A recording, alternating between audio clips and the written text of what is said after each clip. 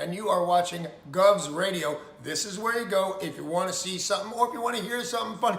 Coming up in just a couple minutes. This is a joke I told. What? I'm not on Gov Radio? Call the police. Call my agent.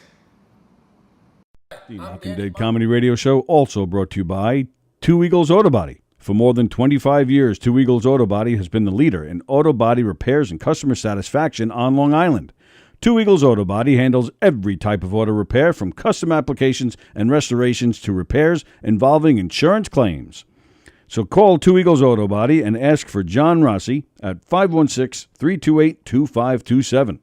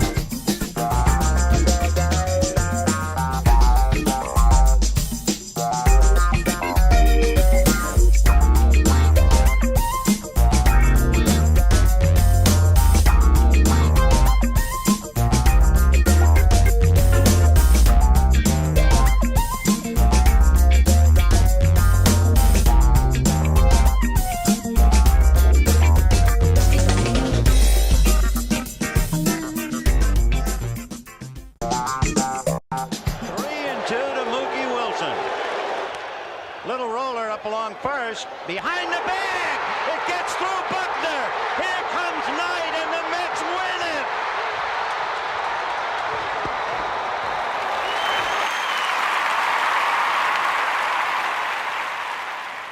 Hello, Tony. Mookie Wilson here, 1986 Mets. How you doing?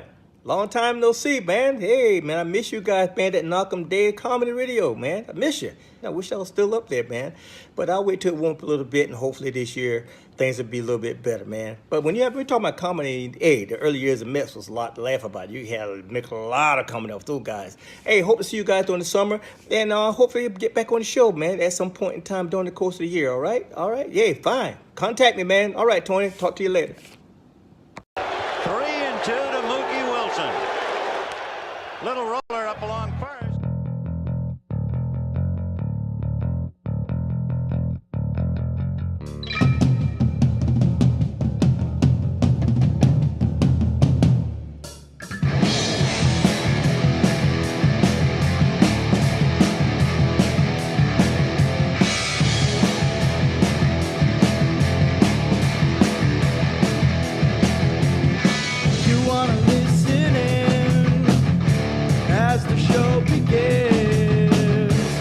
Telling all your friends the party never ends. Knockem dead.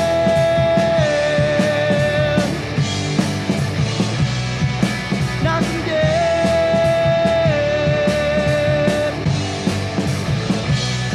Comedy show.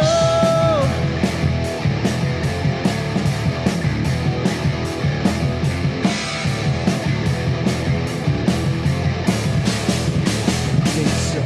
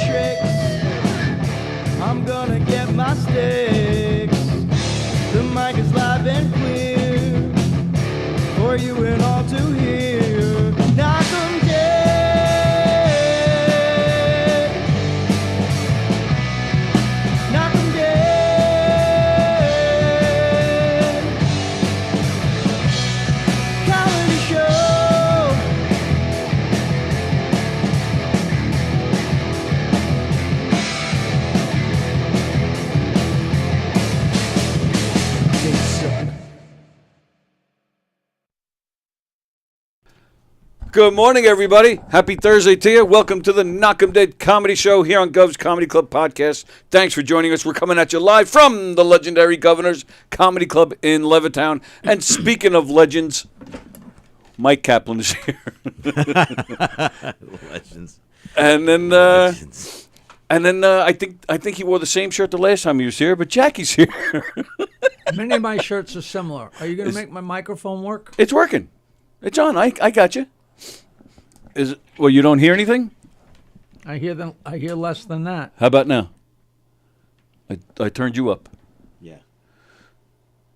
But you got to speak if you want to hear yourself. No, I can hardly hear you. You can hardly hear me, or even yourself. You really don't even need them, do I you? don't wear them. You don't wear them. I only wear it because my microphone's on it. But I just turned your volume all the way up on that thing. You sound very nice on this. Thanks.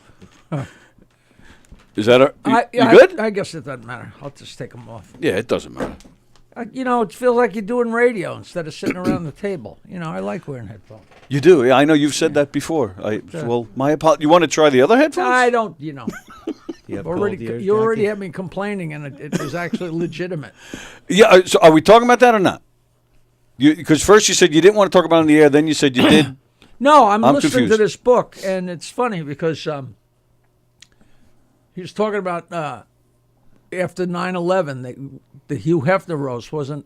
They had to postpone it, but they only postponed it a couple of weeks. It was supposed to be that week. Okay. And they postponed it a couple more weeks, and I wasn't supposed to be on the dais, but it's hard for people to remember back with the atmosphere in the country and the world.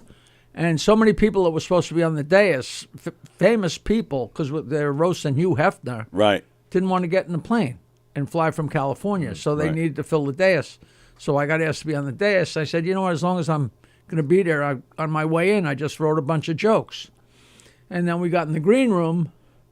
I said, hey, everybody, I wrote a bunch of jokes, and some of them are pretty good. If anybody, wants to take a look at them. And Gilbert's, of course, was the first. Let me see.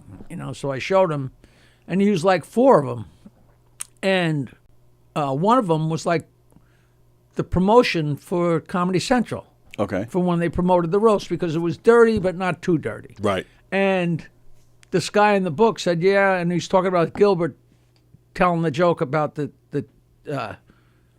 Empire State Building and the Trade Center, and it was, where everybody yelled, too soon, and it really was, but it was also the elephant in the room, and that's when he said, all right, these people don't want to deal with me, and you just want to ass first into the aristocrats, where Right. you just saw people's jaws dropping as we all realized what he was doing.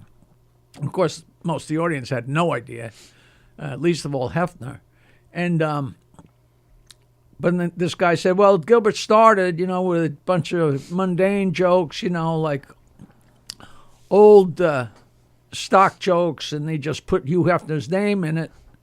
And then he told the joke that I had written down and given to get, it's funny, I actually have the the original papers, but it was Hugh Hefner is so old his first condom was made out of bark, which is a great joke. That's And it's fantastic. dirty, but it was right out of my head. So I know these stock old jokes, that old condom bark joke. What? But that's what roasts are. Huh? Yeah. No, I know that, but the thing is, I'm the one who says there's nothing new under the sun, because if you think you wrote something, you didn't. It's already been written. Yeah. But I've asked everybody in the world if they ever heard anything. If you grew up in America in 3rd grade, the first thing they taught you was the Indians. You can't even say Indian anymore. The Indians made canoes out of bark, which always threw me. I'm like, a little chunk of bark. It'd take a lot of little chunks of bark to make a canoe, So, a lot of and tape. that wasn't even true. I guess they were dug out. Who knows? But at any rate, it was nice to hear the stupid joke on there for whatever reason. Nobody has any idea. The other jokes I gave him, you know what? I should have written them down. I had no idea we were going to talk about this. Said Hugh Hefner was originally black. He fucked himself white. And the original name for Playboy magazine was Town and Cunt.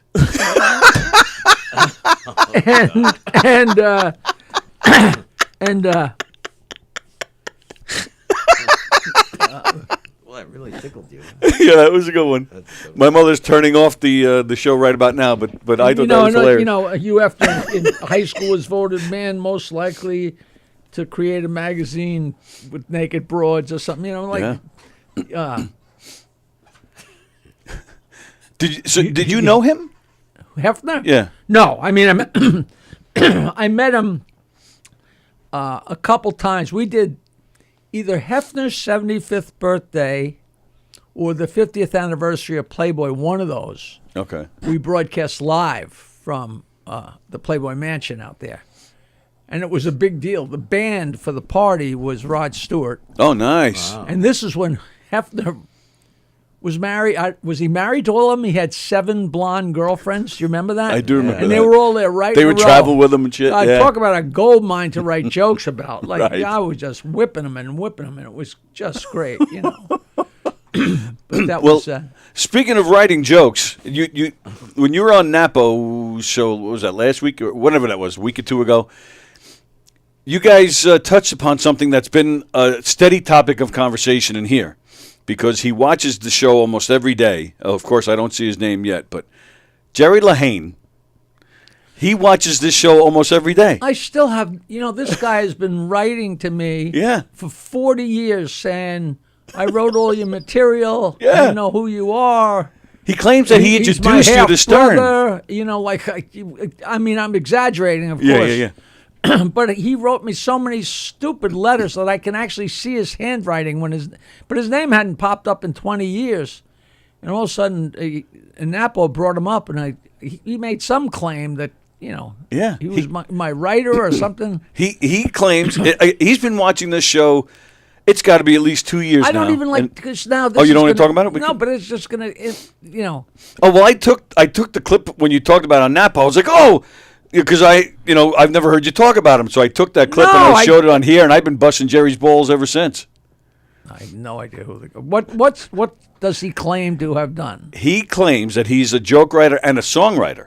He claims that he ghost-written songs for George Harrison, Tom Petty. Oh, yeah, you told me. Yeah, and he claims Then it must be true. exactly.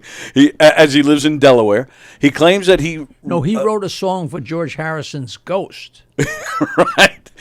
Yeah, right. All right, well, what's he claim about me? That he's written most of your jokes. He claims he introduced you to Fred, and I think maybe even to Howard. I'm pretty sure that he claims that he had a lot to do with it back then. That's all true. Good old Jerry. Thank you, Jerry. Because Jerry, that's history I do not know right what there. planet this guy is on. I don't know why I got singled out. I don't know. I probably made the mistake of coming off stage and saying hello to him or something like that. Oh, wait a minute. Actually, I think he is watching.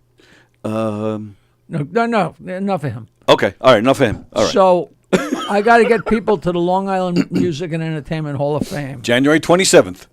January 27th, 7 p.m. I've been doing so much promotion. I'm doing all these shows that have like 3 listeners. No offense. Well, hey, I'm up to 14 right at this very second. What if 14. You figure, 10 times 10 shows. But it's going to be great. It's first actual public screening. We had a screening for family and friends a long time ago. Yeah, I was there. And it was fun, right? It was great. Everybody liked it. And then I loved the documentary. thank you. And we thought there was a chance we were going to get onto Netflix. Not for money, but Okay. it doesn't matter. Hey, we're on Netflix. Nobody knows if you're making $1 million. Just like all these people have all these comedy specials. Nobody realizes they're not making a penny. Right. They call them specials, so they're just Right. throwing them up themselves on YouTube and It would Amazon. really be special if they made a nickel. Right. But just getting on would have been great. But it was right when Netflix, all of a sudden, there was all kinds of craziness. I don't know whether they were breaking up or sued or whatever it was. So we waited and waited and waited, and that fell through. The pandemic before that had completely screwed us. Right. And then when we finally got distribution, you don't know anything about these things till you do them. And Ian calls me up and says, hey, we got distribution for the movie. It's 6 months before it gets up on the internet. Wow. That's the lay time to load it in, blah, blah, blah, blah. Really? So finally it got on iTunes and Prime, Amazon Prime. And within 2 days, it was number 4 documentary on iTunes. Oh, We're nice. above Yogi Berra. Wow. And then everybody's like, we're really psyched about it. You could buy it, you could rent it, and then all of a sudden Ian calls me up and says, the company went bankrupt. The show's going to be taken off the film's going to be taken off. The internet. I said, well, I better go buy it because I never did buy it. Yeah. And it was already too late. It was gone. Well, And my big question was, if you're a distributor and you're distributing a movie yeah. and it's on the internet, you can buy it or rent it. If I buy it, but then you go out of business, Then it's gone, right? do I still have it, or is it only that I was able to watch it through them? You're watching it through them. So you you- have to download it. So Yeah. your money goes like shit through a goose. Right. So So, who all right. cares? So But two. now it's up again. Oh, it is. Okay. Yeah, it's on Vimeo, but the best way to access it is we have a webpage, jokemanmovie.com. Jokemanmovie.com. And that has, you go to that and it has a direct click to the Vimeo and it has all the reviews. We got so many great reviews from so Sure. many great places. So, I'm glad it's there because I was going to offer you my copy because I download. You gave me it years ago and I downloaded it yeah, and I still have but it. it changed a lot of times. Yeah. But I didn't even know if it existed on DVD. And a friend of mine sent me a picture. It's in all the libraries. Oh.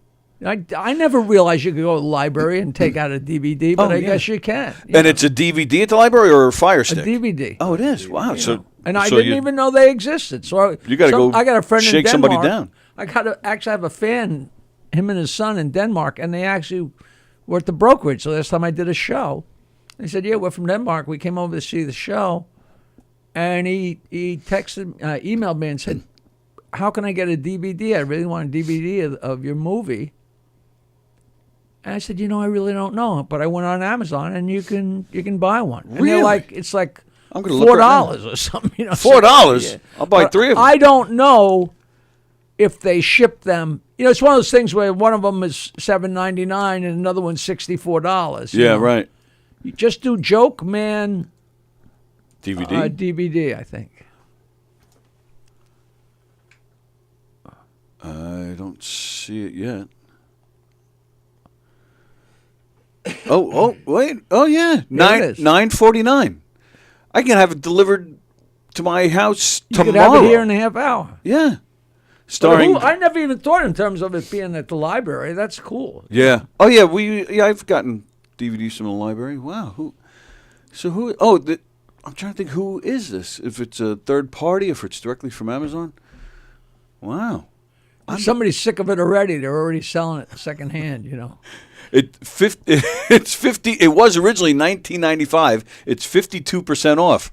So I get it for $9.49. Everything's 52%. I'm also doing a screening on February 3rd at the El Portal in Hollywood, which is very exciting. Nice. That's very exciting. That is very exciting. I mean, that's one of those former vaudeville theaters and old-time movie theaters that's been kept up the way it was. You're doing Q&As too, right? Yeah, with this? show the movie and then do a Q&A and tell some That's jokes and take fantastic. pictures. And Yeah. people say, and it'll be a VIP situation without knowing that every show I've ever done has been a VIP. I always Right. hang out and sell stuff and sign stuff. Take and, pictures. you know, Yeah, you've I always like been that that as much as good with doing the that. show, Right. Yeah, you've always been very good with that. And I'm glad you're doing Q&As because that's, I mean, of course, we know the joke man and the telling jokes, but this type of thing in Q&As, to me, that's become my favorite part of what you do because you're so good at telling stories. But you're I entertaining love with that. it. My original idea, I thought that when we started the documentary, it's so long ago, Yeah. man. But my idea was to make the documentary and then show the documentary and then do a Q&A afterwards. And people would, I'm sure there's still somewhat, but people were still so interested in the Stern Show and my comedy and everything I did on Long Island. People were asking questions and asking. I thought we'd show the documentary and then do the Q&A, but videotape the Q&A. And every story that we did on the Q&A on videotape, I have millions and millions of pictures and snippets, and so the documentary could be a series, Right. as long as it stays interesting. And most of the stories are fairly interesting. Like I was talking to somebody, I did so many interviews, and I was telling some guy a way off the track story, and he said, "Man, you really should do a one-man show and tell all these stories because it seems like they're endless." Yeah. And they really are, But I used to say to Nancy about my act, I said, I don't know if people like these jokes, but if they do, I got a lot of them. And same thing with my stories. I don't know if they're for everybody, but the people that enjoy them, there was, the Oscars is happening. There's always stories going around about that. And a million years ago, Bruce Valanche was the center square on Hollywood Squares. Yeah, right. Do you know who he is? Yeah, the big guy with the hair. Beard, Yeah, and he's funny just guy. a brilliant, brilliant writer. Yeah. And his claim to fame was he would stand in the wings of the Oscars. And he did for the Oscars what I did for the Stern Show. Right. He'd think of something and say, hey, to Billy Crystal or Jason Alexander, hey, tell him why the chicken crossed the road, Right. And there's nothing like having, in the heat of it, Billy Crystal's running around. He doesn't have the space, even though he probably could, to come up with something that somebody that's just honing in on that, which was the same thing as me and Howard. Howard's carrying the ball and doing the show. He doesn't have time to nitpick that little thing. Right. So Bruce Valanche used to do that. So he had a one-man show at the West End in Manhattan. It was like a one-man show, and it was really great. And on the way in, they gave out little cards so you could write questions, okay? And he's very gay, and the whole world knows he's very gay. And he's always been open about it. Been open about being very gay. Yeah. And the year before, I don't know if you remember, but Jack Palance came out. Is that how you say it? Palance? Yeah. Jack Palance came out. Doing the sit-ups. And he was so old, and they said, man, you're in great shape. And he got down and he did a one-arm push-up. Yes. A couple of one-arm push-ups. Yeah.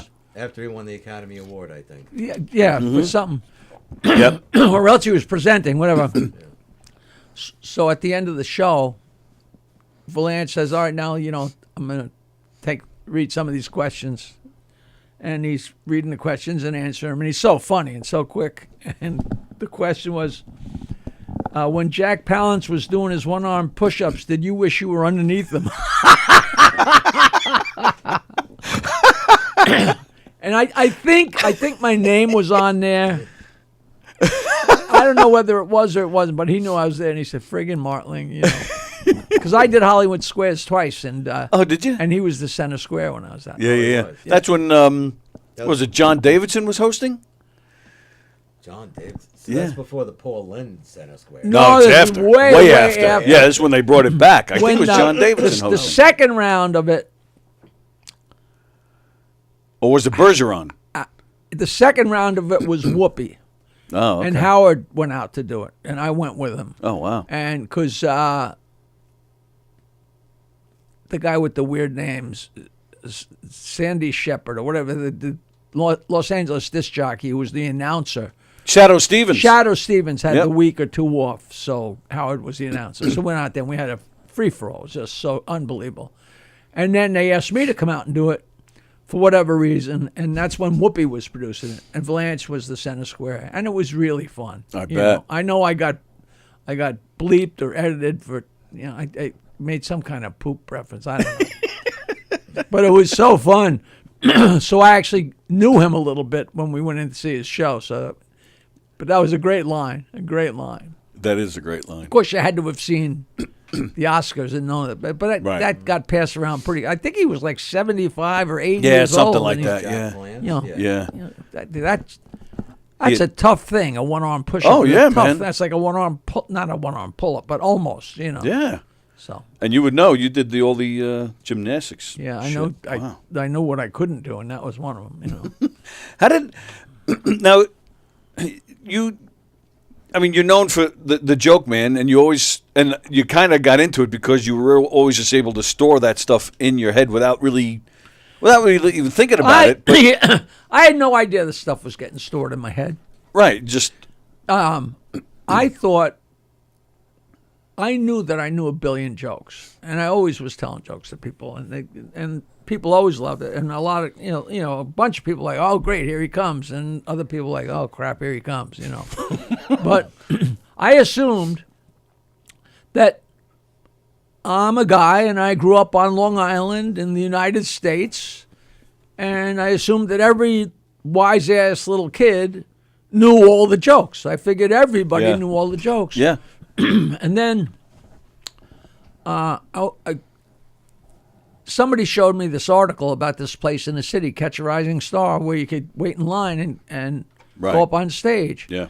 And I had no desire to do that. I was telling jokes in my band, but it seemed interesting. So me and my sister's boyfriend at the time drove in and got there early and sat right in the front and started drinking and watching and the people that had waited in line got 5 minutes each. This was a turning point in my head. This was a big deal to me.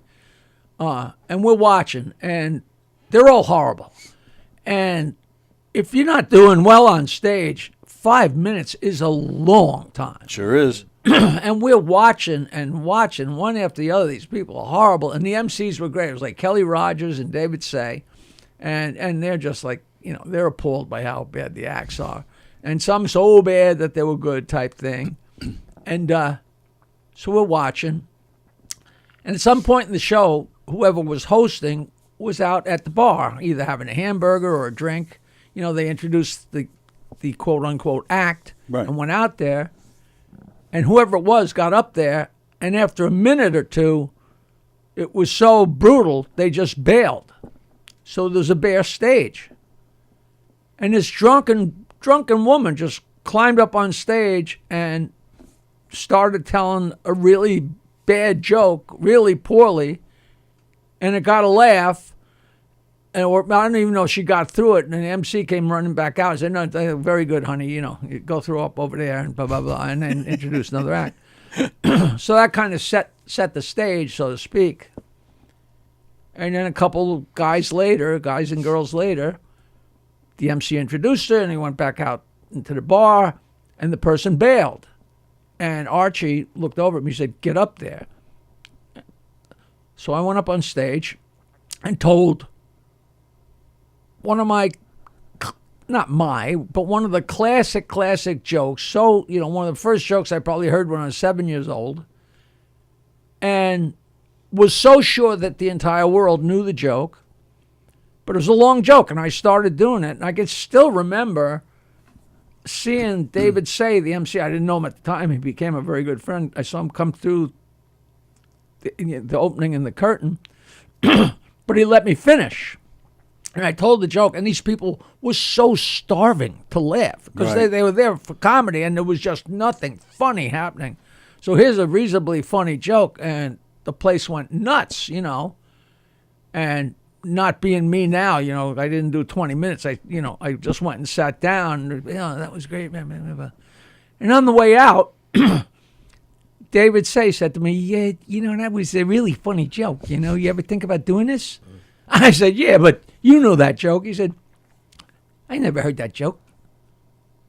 I swear to God, the proverbial light bulb went on over his head, over my head. I was like, wait a minute. You never heard that joke before? He said, no, it's a great joke.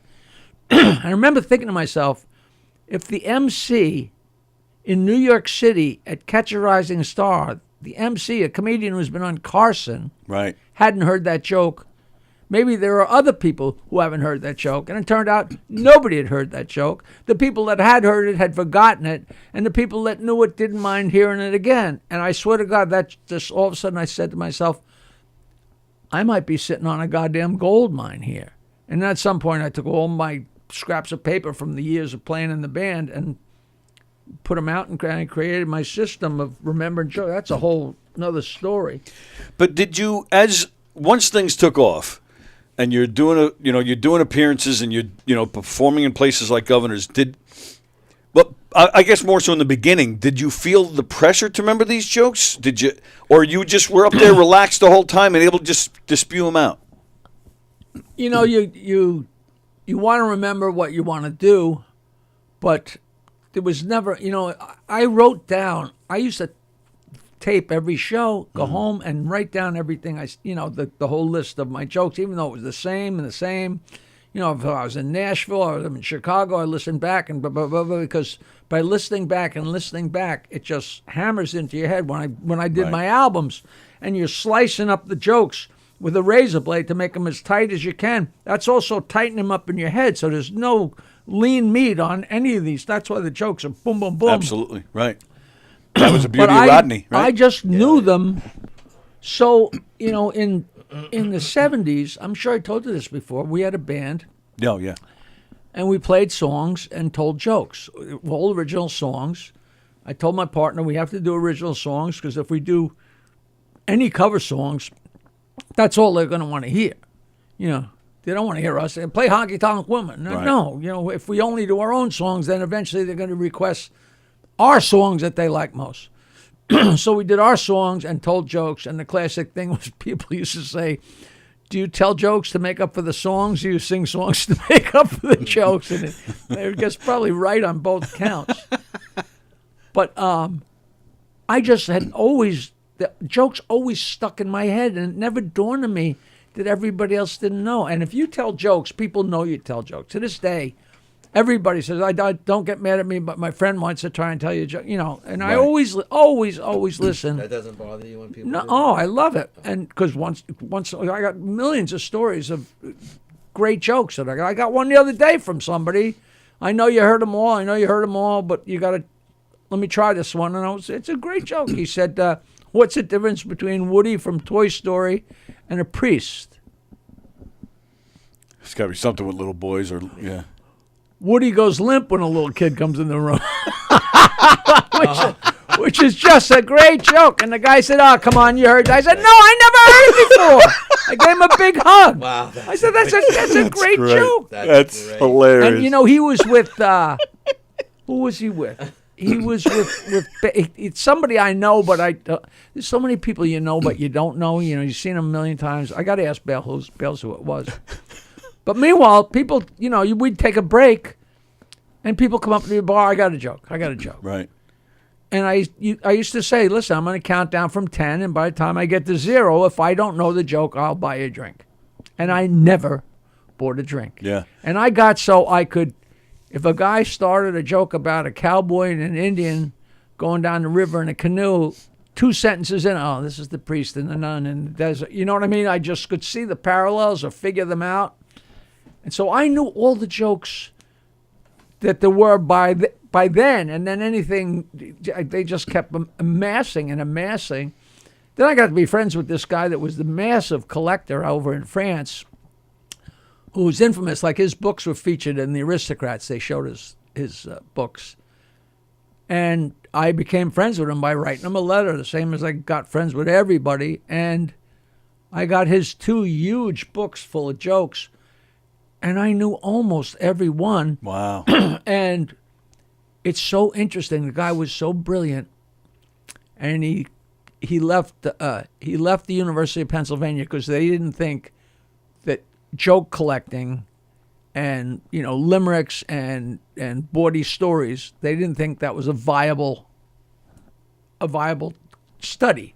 Which, of course, it is. It's the study of America or the study of man. Absolutely. And so he he lived in the south of France. But we communicated. Then I started making a lot of money, and he had no money, so I'd send him money to take his wife to dinner. So we were pals.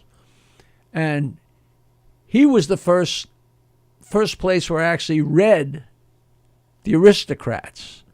And he was actually in the movie. At the end of the movie, they have the guy who actually told the joke to Gershon Legman in France. He was an old-time magician, and he told the joke in the movie, and he died before the movie came out. Oh, wow. J something. But here I am, a big fan of this guy's book, and he was kind enough. The books go on and on because he explains where he heard them and why they're funny and blah, blah, But he was kind enough to put the actual jokes in italics. So if you want to just read it like a joke book, you can just go from joke to joke to joke. Mm-hmm. And so the 2 books are so thick and so full. It's like the Bible. You cannot. I've never read the Bible, but you cannot sit down and read the. You can read 5 pages, 2 pages, 10 pages, but enough. So Yeah. I slowly but surely I would just randomly look here and look there, and one day I said, you know what? I'll never get through this. I started looking from the back to front, and the last joke on the last page of the second volume of the 2 volumes was the Aristocrats. But not only that, this guy Gershon Legman, his premise was, you're totally defined by what you think is funny, which is pretty astute. If you think, I mean, it kind of can go very deep if you think about it, you know, because what you think is funny is blah, blah, blah. So that's his premise. And this last joke, and I'll send it to you. I scanned it, of course. He said, this last joke was told to me as his, and meanwhile, the Aristocrats had become my favorite joke for a while. After you hear it, it stays with you. Yeah. And he said, this final joke is the final crescendo. He said, this was told to me by a guy who was raised in squalor with his brothers and sisters by 2 constantly battling parents that stayed together for the good of the children. And I'm like, he just described my life, and this is my favorite. Just rubber stamped his premise, it's like in 2, you know, it's like in 2 sentences, you know, the way he told it, and it's just so fascinating. So, and that was 1980. So Wow. In 1999, I think, when Penn Jillette and Paul Provenza did the movie, they came to my apartment in the city, and they said, we're doing a movie on the joke The Aristocrats, and we have to put you in the movie, because we did a search on the web under The Aristocrats, and there were only 2 hits on the whole web, and they were both your website. Oh, wow. Because I had the version from Gershon Legman's book, but I also had made it the last joke on the last page of my joke book in homage to him. So my version was on the last page. So I had those 2 on the website. Wow. And if you read my version, Yeah. it's so close to the version that Gilbert told. You know, okay. Because, you know, it can get, to me, it gets lost. If you go on and on and on, and it loses, you know, you're doing a Shaggy Dog tale, that's to entertain the guys around the fire, you know. But if you go on and on too much, it just loses the flavor of the joke. So you got to eventually get to where you're going, you know. Yeah. I think it might depend on who's telling it, too. But, Yeah, you know, and it can be interesting. It depends, you know. yeah. But, you know, you get in the sex and the poop, and then you're ready for the end, you know. Right. Yeah, true. But it was so funny because Love that. when they came to interview me, I didn't tell the joke, but I just talked about it. And I said, you know, it's so funny. The last time I told that joke to anybody in a bar, I said I told it in Nashville. It was my last night. And I knew I was going to quit the road because I was going to be steady on the Stern Show. And I Right. told the joke to the guys at the bar and the other comics. And at the, I don't know if you know the joke, but at the end, I ran across the floor and slid on my stomach and went, ta-da, you know. And and I'm actually on my floor in the film The Aristocrats, you know, flailing. But I actually said, you know, it's funny, whenever I told that joke, I always pictured the agent. It was like a little low-life agent. I always pictured Joe Franklin's office. But they cut to Joe Franklin's office in the movie, which Right. is great. Now, Yeah. have you ever seen it? I was like, Yeah. he's sitting there and, you know. Yeah, oh, yeah, everybody's in that He had a movie. million Yeah. books in his office. Oh, he had, and everything. It was like my office. Like I could point to anything and I could have a story. I mean, all of a sudden you're looking, there's like 8x10 of Barbara Streisand from 1959, you know. It was all interesting stuff. And he was I was sitting next to him at the Directors Guild screening of the movie. And he had never seen the movie. And Sarah Silverman goes, yeah. She says, you know, I went in to talk to Joe Franklin. He thought, I don't know what this had to do with the Aristocrats, but she said, and he wanted to talk to me. And I was in the waiting room sitting on the couch, and Joe came out, And he was very nice. And we talked for a minute. And he sat down next to me. And he raped me. And I'm sitting next to him. This is the first time he's seeing this. And he like gasped. And everybody's like, Joe, that's a movie. She's fool. She's a comedian, Joe. And he's like appalled. Because the thought of him having sex with anybody ever is, Right. you know. Yeah. But I was right next to him saying, and she did such a pregnant pause, and he raped me. Oh, God. It was one of those classic. Oh, God, it was funny. And even as recent as that movie, you could get away with that. Where now, if she said that, people would be looking at him like, you know. So many things, you know. It's crazy. I can't imagine. Me neither. If somebody goes back and listens to my CDs, all my CDs are available. For, people like, you still have CDs, you moron? Nobody buys CDs. I said, no, that's your advertisement CDs, but they're all downloadable. And you can get all 6 of my CDs, plus like 150 insults, and a copy of the Pot Song for $20. And people, they text me and say, I can't believe it's like 5 hours of filthy jokes without a repeat. But they must be so appalled because, midget jokes and black jokes and Polish jokes and Italian jokes, but they're all in such good fun, and there's no harm, and there's people are howling, gay jokes. Right. But I'm sure I would be canceled before I got out of bed, the 2 gay guys on a picnic, like before I got anywhere near the punchline, I would have been hung, know. I was just watching an old Saturday Night Live clip from, I think it's like 1990. And it's Phil Hartman as Sinatra, Sting as Billy Idol, and what's her name was playing Sinead O'Connor. I forget her name. She's passed away, but she was great. And Jan Hooks, thank you. Yeah, and she's Sinead, and Phil Hartman as Sinatra called somebody a faggot. Exactly. Back then I just would have laughed. Today I'm like, oh my goodness. Yeah. And I was like, shit, you can't even say that today. It's crazy. As far as I know, you can't say anything. And, I just wonder, like, especially, like, I just got interviewed yesterday by a very nice guy who writes for the Long Island something. I guess it's a newspaper that's online, and it's also in print. Island 360. Does that ring a bell? I only know that as an never app. heard. He's interviewing me from Fort Lauderdale. He knows nothing about New York. That's how it works now. Yeah. Well, everybody's local paper has been canceled. Like the old Oyster Bay Guardian, and you couldn't wait to see your name in it because you won the pole vaulting that week. Right. And even radio stations. Roger and JP here in Babylon. They have a show in Florida. Right. Everything is everywhere. Yeah. But this guy was such a character. He was born after I left the Stern Show. Oh, wow. Born. Yeah. Wow. So I'm like, whoa, that had to come up and bite me on the ass eventually. But he was, he's seen so much of the stuff, and he's a big fan, which is odd, But I'm sure he just saw them making fun of me on the Stern Show or seeing us having fun on the Stern Show. I don't know if he's heard my stand-up. Right.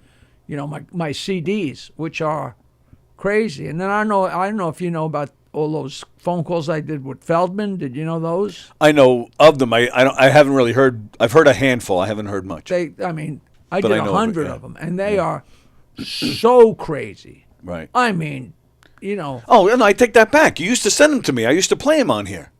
They're really foul. Oh, they're fantastic. They're really Feldman fun. used to laugh his ass off. A lot of people said to me that is the funniest comedy I ever heard. Yeah. And that had nothing to do with politics. Right. Had nothing to do with, it was insulting to everybody. Right. But it was so obviously not meant to do anything except make people laugh. And I say, to me, my job is not to make anybody smarter or to make them think. My job is to make you laugh. Right. That's how I look at it. You know, Right. I said to somebody yesterday, I said, if all I'm doing is helping a little old lady across the street, I'm not putting anything negative into the atmosphere. I'm doing something good. If you walk in, somebody says, that's the hardest I've laughed for an hour in my entire life. that rubber stamps everything for me. Absolutely You know, right. you don't know anything more than you knew, or maybe you Right. know less. Not But who everything has to cares? mean something. You're just going out to have a laugh. Right. You go on a roller coaster. You know, you're not on a roller coaster to get smart. You know? Right. But even with, say, going to see you and watching you for 90 minutes, chances are not every single person in that crowd is going to like every single joke. No and way. that's fine. No way. But the problem is what's being done about it now. So many people, they want some kind of retribution. They want action. They want something for it. There's no more just, oh, I didn't like that, and moving on. People have to be canceled. There has to be headlines. You just didn't like the You joke. know, Okay, I move don't on. pay any attention to any of it. You know what's funny is I do so much of the same jokes all the time. People come and say, wow, all new stuff tonight. And I say, no, what it is if you see me and I tell a joke, if you're laughing hard enough, you miss the next joke or you miss the setup, so Yeah, you miss true. the whole premise. Right. So if you come the next night and you're in different sync, instead of laughing at 1, 3, 4, 5, and 7, you're laughing at 2, 4, 6, and 8. Right. You know, that's a little obscure, but it kind of makes sense, you know. Yeah. And what do you think? Oh, so much to talk about because I'm thinking about. I do what- have a lot of questions. Oh yeah, I mean, there's Sorry. like the stuff with, like when you were starting this club and back in the early days, you and Bartlett and Eddie Murphy, like, you don't see that anymore. You don't see guys just jumping on stage, Bob Nelson, and jumping up and creating situations, doing some improv. What happened was, I met Richie Minervini, at my father's place when my band was had a night, and that's a whole long story. That's in my book. You know, I'm a comedian because Epi Epstein is such a cheap bastard, and that's really directly. There's a direct line, and then me and Richie started the show at Cinnamon in Huntington, and the guys from Dixon didn't pay anybody. Right. So there was like me and Richie and Bartlett and Nelson and Jim Myers and Bob Woods. Murphy wasn't part of our core gang, but he was at a lot of the stuff. And John Ferrantino came later and Jeff Zabrowski. But we were like a gang, and there was no place to work. So we had the show at Cinnamon, but I was putting on shows everywhere. A guy named Ron Richards said, come up to me at the Rainy Night House in Queens and said, I have gigs in Jersey and I only have one amplifier and it's just me, so I can give you some gigs. So I took over Mustache Pete's and a couple other places in Jersey, and plus I was putting on shows in every bar. There's so many bars in Long Island, you know, Heckle and Jekyll's and the Park Lounge and the Country Squire and the Purple Onion. There was so many of them. It was just me and my amplifier and a microphone. And I'd tell the guys, come, and, you know, and I'd get the bar owner to give me $150, and I'd give whoever came, you know, $30, $40, $50, you know. It's funny, and then, you know, and I would keep, if it was $200, I give 50-50, and and I'd keep 100, and people were like, why you get more?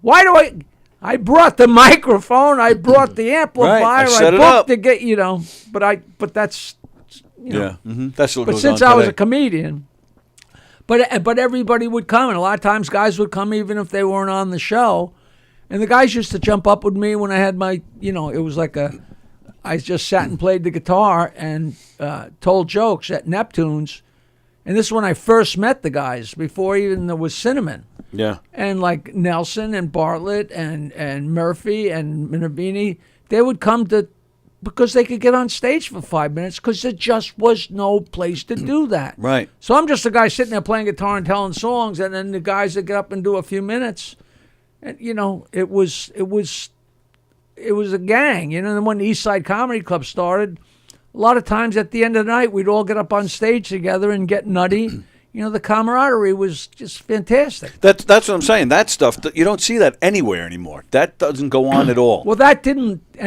happen forever. I mean, that happened for a while. But it was great.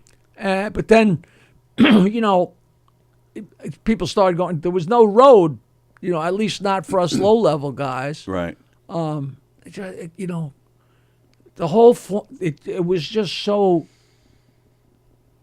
just the way the whole thing kind of formed was it's kind of beautiful the way the whole thing came together. It was really, really great. The East Side, and then I had the brokerage, and then I got Governors, and we had places to work, and we were just having fun. How was it when? So then you're years later when you're with Stern, and you guys are shooting up, and then Bartlett goes over to Imus. Stern and Imus hated each other.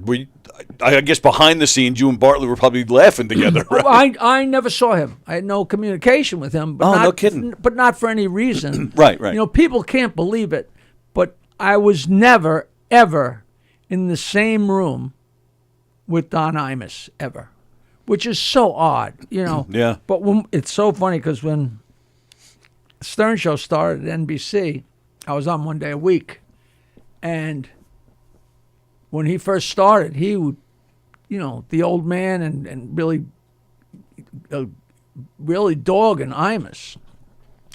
And Imus went to management and said, I don't want that new guy talking about me. Right. And they put the kibosh on it. And Howard was bent out of shape about it, like, that he couldn't attack Imus. He didn't think that was fair, but what could he do? And then cut to 20 years later, Opie and Anthony come to K-Rock, and they're taking shots at Howard, and he went to management and said, I don't want those guys talking about it.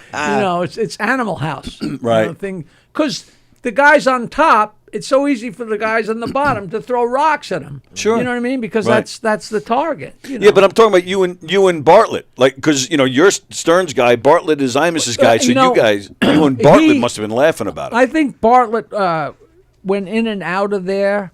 It was funny because when we first started, Imus fired Al Rosenberg. Right. Or he got rid of him. So Howard got Al, and Al used to come on the show, and he was so great. And when Imus saw how great he was doing on Howard, he took his ex-wife back, But I don't know how much they knew, but I had no idea what was going on with Imus or what wasn't going on with Imus or what he was doing. It was just, I wasn't a radio guy. I didn't care. All I cared about was going in there and making this, this big gawky guy a little funnier, and it wound up, paying off. Oh, yeah. But I wasn't paying attention to the radio wars or what was going on, And they all lie so much about who's doing what. Oh, of course, yeah. They're just trying to make waves and it get was the headlines. so funny because Mel Karmazin, who put the whole thing together, the K-Rock and the Infinity Broadcasting, and I was talking to him one time, and he said, I don't care what you guys do. I listen to Imus. And he was the guy that put the whole Stern thing together. I listen to Imus. He's a businessman, like the guy that owns the Yankees said, no, I'm a Pittsburgh Pirates fan. Right.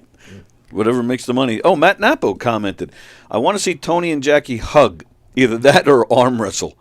I bet you kick my ass in an arm wrestle. I'll arm wrestle your bad leg. Well, that's a no-brainer. I can't. I haven't done anything with my arms in so long. I can barely pick my nose, except for swimming. But a million years ago, I was in such good shape from being a gymnast. My first college girlfriend, we were at her house, and it was very weird because her mother had like 5 brothers that were in the roofing business, and they were all bullies. I mean, big brutes. And Darlene's father had married the sister. So the sister and the 5 brothers were the roofers, and her father, Myron, was a little stumpy guy. He worked for them. So that was the connection. And they would come over when I was there and get all drunk. And, I remember Uncle Don says, come on, it's arm wrestle. And I said, oh, Don, leave him alone, And finally I said, yeah, fuck it. Come on. And I beat him. And the guy, and I was as shocked as he was, but he was like a drunken 40-year-old man, and I was a 25-year-old college kid built like a brick shithouse, Well, yeah, we could see that in the movie. There's footage of you doing the gymnastics. But you were in fantastic shape. I wasn't brutally strong or anything like Yeah, that. you weren't like a Schwarzenegger, but you were solid. That's a pretty backwards way to try to get a hug. Yeah. Are you going to go on Napo's? You're on there tomorrow. Are you going to go on there tomorrow and ask if I'm mad at you? I don't, like I said, You I ask don't that give every. a fuck. You ask that every time you go on the damn show. They yeah, I told because you and what was her Sarah? Sally. Sally. You and Sally were mad at me for stealing your idea. It was their idea for me to go it on the wasn't radio even and our tell idea. stories. Of course, that wasn't your idea. It's radio. I What do you never do? said it was you can't our cook. idea. It just got upsetting because we were all, we had all these meetings about it, and all of a sudden you were doing it somewhere else. Because they had a beautiful place with cameras. They and do have a beautiful producers place. and it was a whole thing. Well, this place isn't shabby, and we got cameras and people and laughter. no, and, no, and no. What do you mean? These aren't cameras? The place, it's very special over there. Oh, it is a the way beautiful it's set studio. up and the way we do it. And Michael does a super. I know Michael. I know him well. He's a great. And that was great job. enticing. They didn't do anything to entice us. They offered me a podcast. They offered and you money. Huh? They offered you money? Nothing. Oh. And I went over there, and it looked like a nice thing. And I said, but I really would like somebody to talk to. So I asked Bales, same as my radio show. And it was so funny because I got my radio show on Sirius. Right. And I called up Ian and said, you want to be my co-host, And then after X amount of time, once in a while I would do a show on my own. They used to give me Joketober or April Fools or something. So like every Tuesday or every Wednesday for an hour for a month, it would just be me, and the engineer would play one of the clips from one of my CDs, and I'd take a few calls and tell a few stories. And my girlfriend said, those shows are so much better. She said, when you're just rambling and telling your stories. I agree 100%. And but then, I started doing the thing with Peter, and but I never gave any thought like that there was any competition or any idea. I didn't even have any. I never have an end game. I my whole life, like telling jokes and getting on the radio. There was no maybe someday I'll do this. And we just started doing it, and we enjoyed each other. We totally enjoyed each other. I mean, I enjoy this too. It's just fun. But this is, this is shabby. I feel no, it's shabby as shit. I wouldn't invite my mother to come walk in that back door and and have her say, why don't they clean the carpet? Because I don't have an answer. I am overdue to. I say it all the time. I'm overdue to get a vacuum in here. I know that, but I'm the only guy in here. I don't. I only have so much time. But it's still a great. I'm not busting your balls, but it's still a great room, though. But the idea that that was our idea for Jackie to tell stories. I never said it was our idea. Our point was we've been in discussions about it. You wanted to do a show with me, and I did it with somebody else, but it wasn't like it was your idea for me to do a show. Right, and we never claimed I that. decided to do stand up, and somebody said no. Like in the old days, somebody said I'm doing a Star Wars bit. That's my bit, man. We never claimed that. We never claimed that it was our idea. Well, it was just, Napo said you said some really shitty stuff. No, he didn't. No, he didn't. But I'm Right. saying that. And that's not true anyway. He is one of the odd ducks of all time. Yeah, I haven't been able to figure him out. Can you do me a favor, though? Because whenever you... I really enjoy him. He's really smart. Oh, I really love fun. Matt. Love Matt. Because you do his show a lot, and every time you guys talk about me on his show, he'll say something like, "Oh, Tony thinks he invented the podcast." Now, can you go on his show tomorrow No. and start talking to him? No, I'm not getting in the middle of you. Oh, no, you have to. Two women. As you're talking to him, just start like... He's going to say, it's my idea to cut your leg off. No, talk like you're cutting in and out, because he's hard of hearing, so he's going to think his hearing's getting worse. What's he, deaf in one ear? Something like that. I don't know. That's crazy. Stereo must suck. Yeah, he must put on those headphones really tight so he can hear you. No, I love Matt. I'm just teasing. Matt did one of my murder mysteries with me, and he was fantastic. Those guys, it had nothing to do with him, but the guy Will, it's on his show, I owe him, and I've told him I owe him because he said, "Hey, Jackie, this guy was talking about you on his radio show. He's really popular." This guy, Bert Kreischer. Oh, yeah, I saw you did his podcast. So I went on his website and wrote, "My name's Jackie Martling. I heard you were talking about me I want to do your podcast. And they called me like 5 minutes later. Yeah. I said, we don't do Zoom, but if you're here, we'd love to do a podcast. So Well, I flew to L.A. just okay. to do his thing. And we wow. sat there for 2 hours. Yeah. And he was great. He said when he was 10 years old, him and his brother, when he was living in Philadelphia as a kid, him and his brother would go in his room and call 922-WINE Right. when he was 10. Yeah. You know. And he got caught because it was long distance charges. Yeah. You had no idea who Kreischer was before that? I still don't. But 120,000 people just on YouTube, and I think there's more than just YouTube, right? There's Yeah, other I'm sure he's places on to see it. Spotify and iTunes and all that shit. Yeah. And he couldn't have been. He was just so gracious. We had such a nice time, such a nice time. And that's another thing with here. Like, I don't know. I think our interviews are good. He even admitted that he wasn't that good of an interviewer. I watched it. He says it right in the middle of it. I'm not that good at this. He was fine. Yeah, listen, I'm a ham. All I need is somebody to say, "Talk," Here's the mic. and Yeah. and if there's a pause and there's no, I leapfrogs me into something else. Hey, you started just like, again, we talking about the beginning of it all. You started this club. You started, comedy on Long Island. You also started this room. You and Mulrooney. No, I had nothing to do with it. You were here, Mulrooney did it. but you were here for it. You were a part of it. No, I came on as his guest a couple times. Oh, that's it? I thought you were on regularly. No. Oh, because any picture I've seen from those days, you're in the pictures.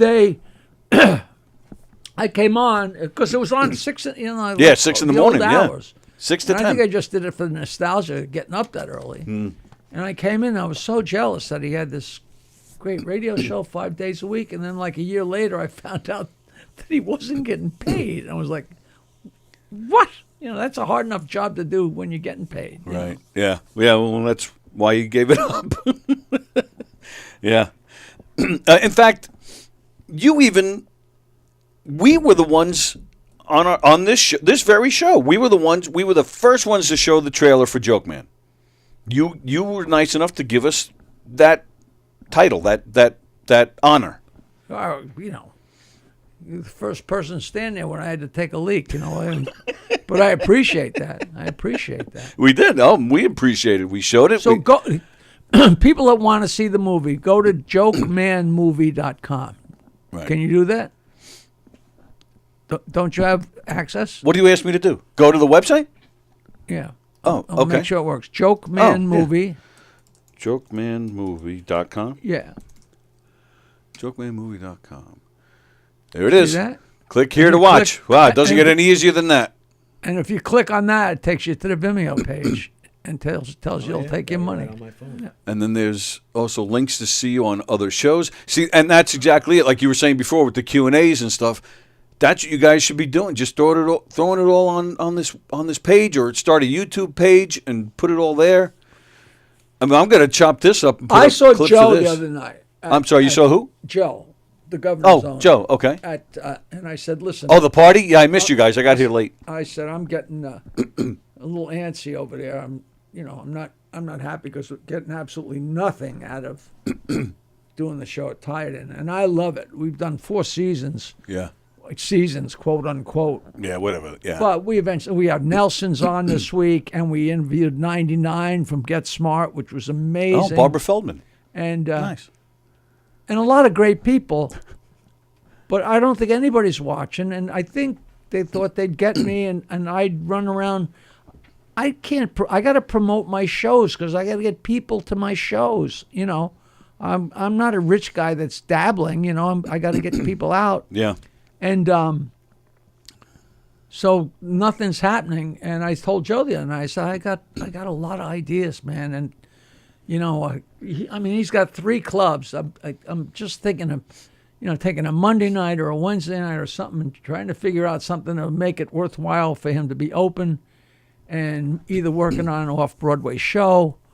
I got a couple ideas for off-Broadway shows, and I'm also thinking of, maybe just sitting there, and I have a whole second book that's never been exposed, and just reading the book, like an old man in a chair reading the book and taking I know I can make it interesting. There's audiences for that. I'd like to find out whether I can or I can't. If there's 2 people there or 202 people there. You know, if people say, all right, this is boring, all right, well, so I take my baseball and bat and go home. You know? All right, well, the club here is usually open on Thursday nights. I get something going with you in the giggle room on those Thursday nights because they won't open the giggle room. They won't open the place just for the giggle room. Something has to be happening in the main room, and then anybody can do anything they want in the giggle room.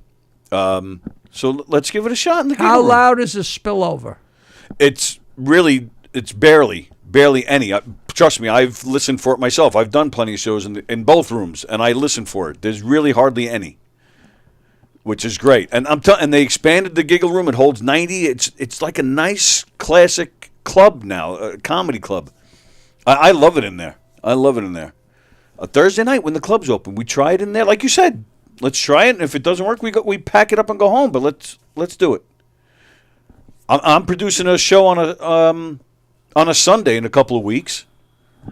I can produce. And even just reading your book, why don't you do that in a Barnes and Noble? Or they used to have that place in Huntington with PP's. The bookstore. Yeah. Did that close? Oh yeah, that's closed. A Yeah. while ago. Oh, Yeah, that was maybe- That was a great. 2 or 3 years ago. book signings there. Yeah, but yeah, that to me is a no-brainer. Just go in there and read chapters. But You know, when you do your audio version of your book, it's really funny because I really thought it was going to be a horror to go in there and do that. Like, it's just something you have to do. And it wound up being it was just such a pleasure because all you have to do is read your book. You can't think about it. You can't ad lib. You can't fool around. So you had to straightforward read what's there. And I don't know if I would have ever read my book again. Here I am reading my book. The hardest thing for me was to not be too entertained by it, you know. But the great thing about reading the other chapter, I could read them and just stop and comment on them. I'll probably get through half a chapter a night, you know, because the stories just blossom out of there. But it's entertaining the whole time. Even when you're doing your regular routine, your regular show, telling the jokes, you're laughing just as hard as everybody else. And and I'm sure that's part of the act, but still, it works. It's infectious. So same thing with reading. If you're getting a kick out of it, not to beat a dead horse, but people really need to laugh more than ever. You know. Yeah, agreed. So I don't know. I'll figure it out. You know, I did a thing at the Friars Club when my CDF Jackie came out. We did karaoke. Oh, that's and funny. We loaded 100 jokes into my buddy's teleprompter and passed out booklets that had all 100 jokes in them. And you'd look through it just like you'd look up, I want to sing Frank Sinatra, I want to sing Grateful Dead, I want to do joke number 23. And you told birth, and then you went on stage, and there was a teleprompter in front of you that ran the joke. And, of course, the average person can't tell a joke, can't read a teleprompter, have no idea what they're doing. But still, it worked, you know. And then it was also, you know, if you want to just tell a joke, you could. And I also put envelopes on every seat. It was only like 100 seats. And like there was 1A and 1B and 2A and 2B. And the premise was, all right, who has 1A and who has 1B? And the person who had 1A opened it up, and the piece of paper had the setup of the joke, 2-line joke, and 1B was the punchline. So it was so random. Except everybody there was friars, and they were like 85 years old, so you couldn't hear a fucking word anybody said. So it just bombed horribly, but it was a great premise. Yeah, you know, great I like that idea. Karaoke, I love that. Any kind of silliness like that, you know. Yeah. Who knows? You know, I get all these ideas, and then I say, listen, you're 75, sit down and shut up, you know. You're 75, you want to be 76. Actually, you're going to be 70. You're going to be 75 or 76 next month. Spirit of 76, 2 weeks, 3 weeks, 4 weeks, 5 weeks. Valentine's Day, right? Yeah. I don't know why I remember that, but I do. Wow. Very special. Well, you know, so either way, yeah, you're 75, you want to be 76, so why not keep going with these ideas? Yeah. Absolutely. And there's an audience, man. There's definitely an audience. Like I said, his kid interviewing me is like, you know, He was born after I left the Stern Show. I mean, what? The audience is antiques, you know. That's what I was going to say to Joe. I said I was thinking maybe I should do a show where I just come in here and sit at the microphone and tell my stories, you know. Well, Andy, who does the show with me on Fridays, he joined us. I saw him the other night. Oh, okay, I didn't yeah. recognize him right off. He was wearing a hat and smoking a cigarette. Yes. He says you can even try having someone else read parts of your book. And then the reader stops whenever you feel like jumping in. That's not a bad idea. Now, Chris Thomas... Tell Andy to stop trying to horn in on my fucking show. Chris Thomas says they actually reopened the bookstore in Huntington at a smaller location. It's called The Next Chapter. Oh. And they're doing author events. Okay, she says it's great. So, all right, so I'll look that up. Oh, that's very cool. That's very cool.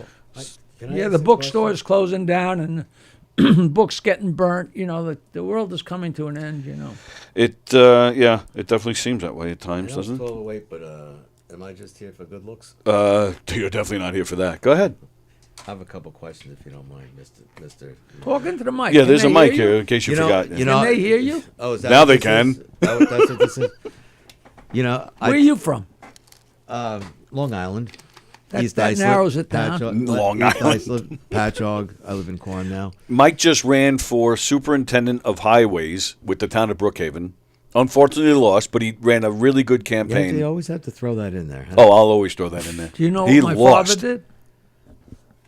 My father was deputy superintendent of highways, In where? town of Oyster Bay. Oh, in Oyster Bay. And That's a his nice boss, his cohort, was Thomas Pynchon, whose son is the world famous, renowned author Thomas Pynchon, and nobody knows that. No. It's so funny when I was out in Michigan State after I graduated, we're hanging around with a couple of young girls, and this girl said, "I saw something." I said, "What is that?" She said, "Oh, I'm taking a literature course on Thomas Pynchon, the author." I said, "Oh yeah, he's from my hometown." And she said, "You're full of it. Nobody knows where he is. He's a recluse." And he's from my hometown. His father and my father worked together. I was in high school. I was in elementary school plays with his brother. His sister was one of the 5 or 6 girls that tried to babysit me and my brother and ran out of the house pulling their hair. And my mother played golf with his mother. I mean, he was fully ensconced. He graduated from elementary school with my cousin Chet, and there was 6 kids in the elementary school graduation. I mean, you know, the guy's 1,000,000 years old, but meanwhile he's from East Norwich, and nobody, you know, when I tell people that, you know, they makes their head explode.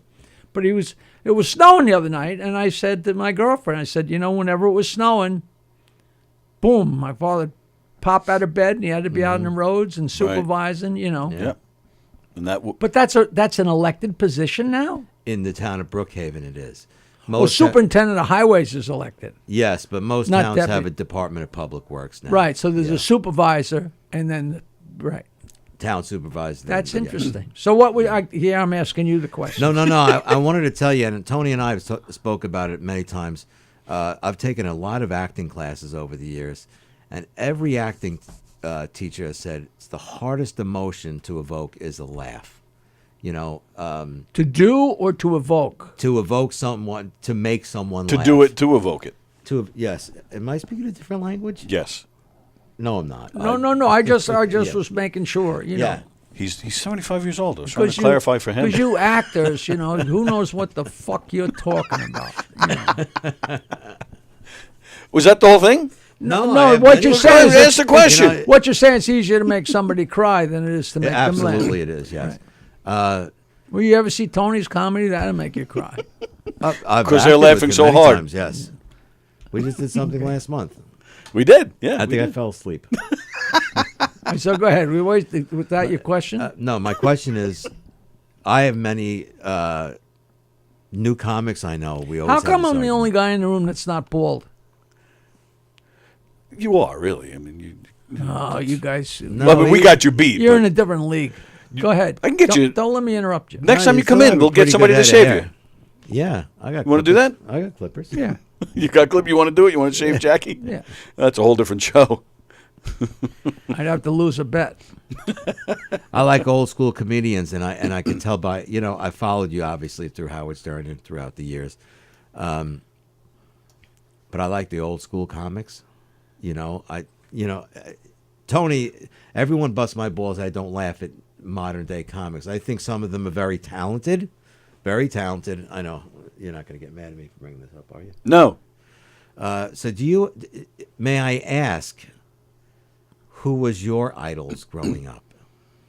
There were no comedy idols, but I guess there were. But my mother used to get a kick out of watching me watch Red Skelton because I would laugh so hard because he was so tickled and having such a good time. And same thing with Corman and Conway.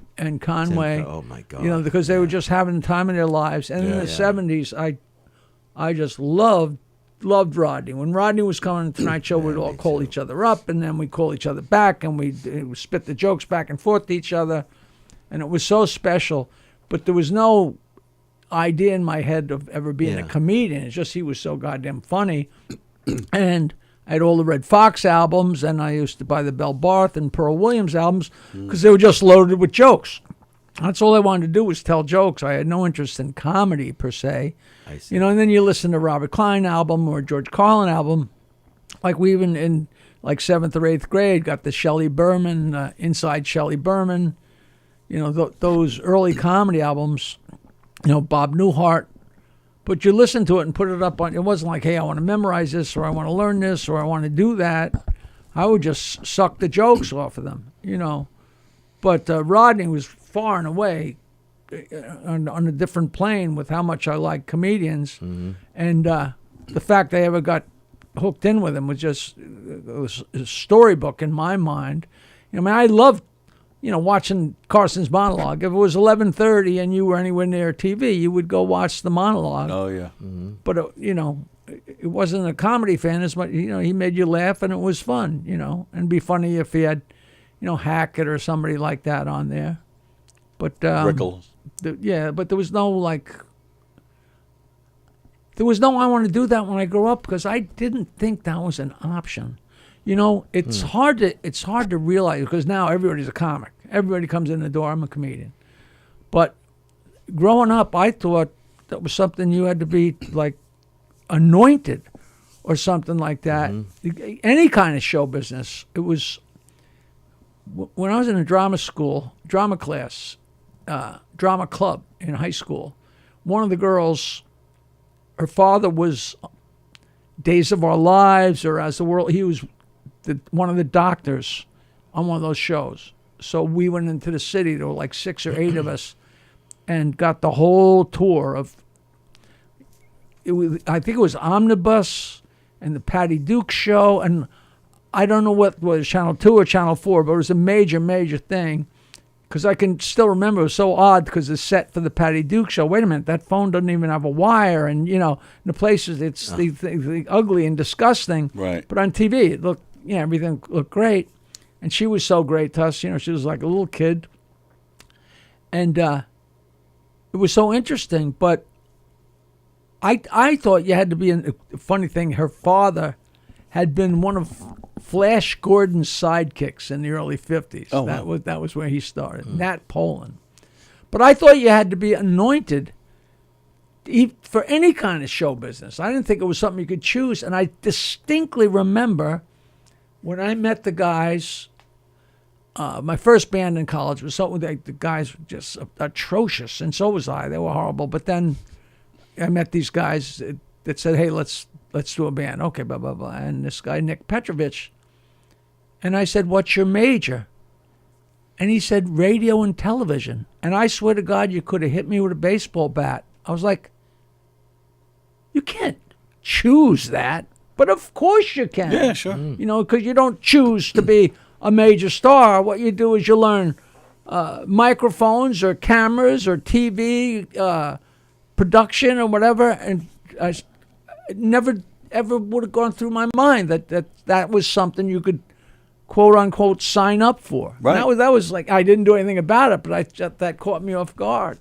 And then when the whole thing with Catch a Rising Star with wait in line, whoever because before that you had never thought about I never saw a comedian on Johnny Carson and thought I wonder what he did to get there. I thought he Right. got plucked out by God or something. Right, You know? right. Yeah. Which sounds so naive, especially now, but that's the way it was in my head.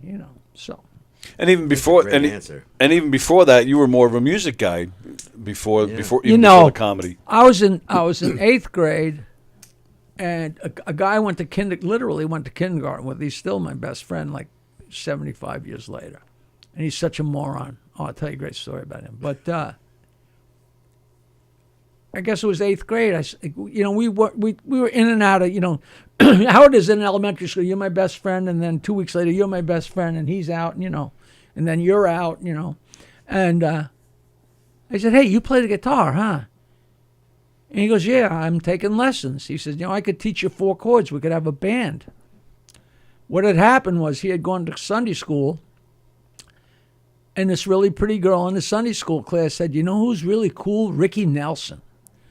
Because Ricky Nelson, that was the first MTV. Right. Was Ricky Nelson and his band would play a song at the end of Ozzie and Harriet. And Right. of course, the single would sell 1 billion, and Ricky's, he's Elvis, and he had as many hit songs as like the Beatles. I mean, Oh, it's sure. unbelievable if you go back and look. Right. And the songs were great because, of course, they were written by the best songwriters in Hollywood. Because Yep. his father was Ozzie and Harriet. He was a band leader and she was his singer. So they've been around show business forever. You didn't know that then. Right.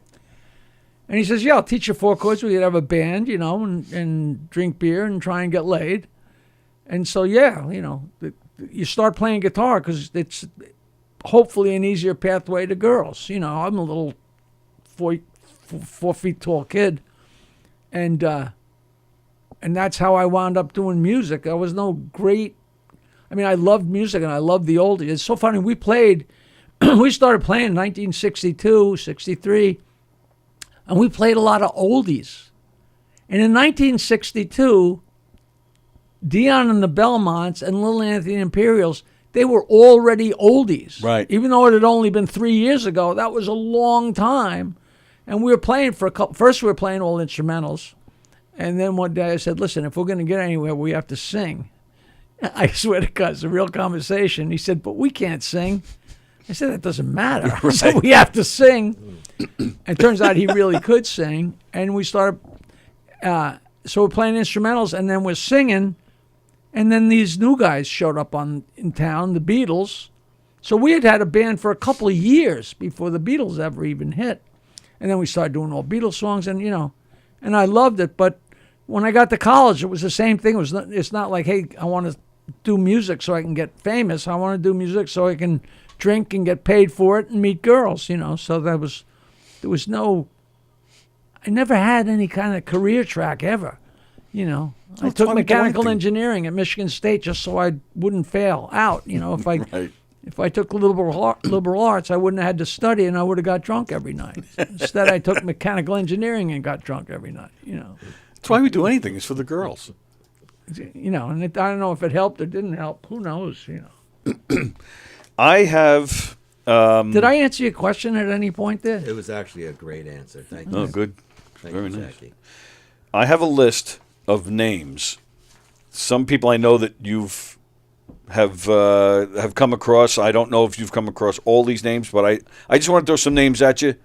Say whatever you want about these names. And actually, the first one I don't know if you've ever crossed paths with this person, but it's a year ago today that we lost David Crosby. And he's one of my personal favorites. You ever? That's one of the people I never, ever met. Oh, really? And Oh, I okay. really wished I had. Oh, yeah? Okay. All right. Well, this next one I know you have. Les Paul. A dear, dear friend. Yeah. I was on stage with him probably 50 or 60 times. Oh, was it that many? Yeah? For years, this publicist friend of mine, Adam Sands, who was good friends with Steve Grillo and Gary from the Stern Show, and he used to do some stuff for the show. And he'd say to me and Fred, you guys got to come meet Les Paul. He would love you. You got to meet Les Paul. And I had heard the name Les Paul. I knew with Gibson guitars, and he helped invent the guitar, blah, blah, blah. But I didn't know that much. But I never went.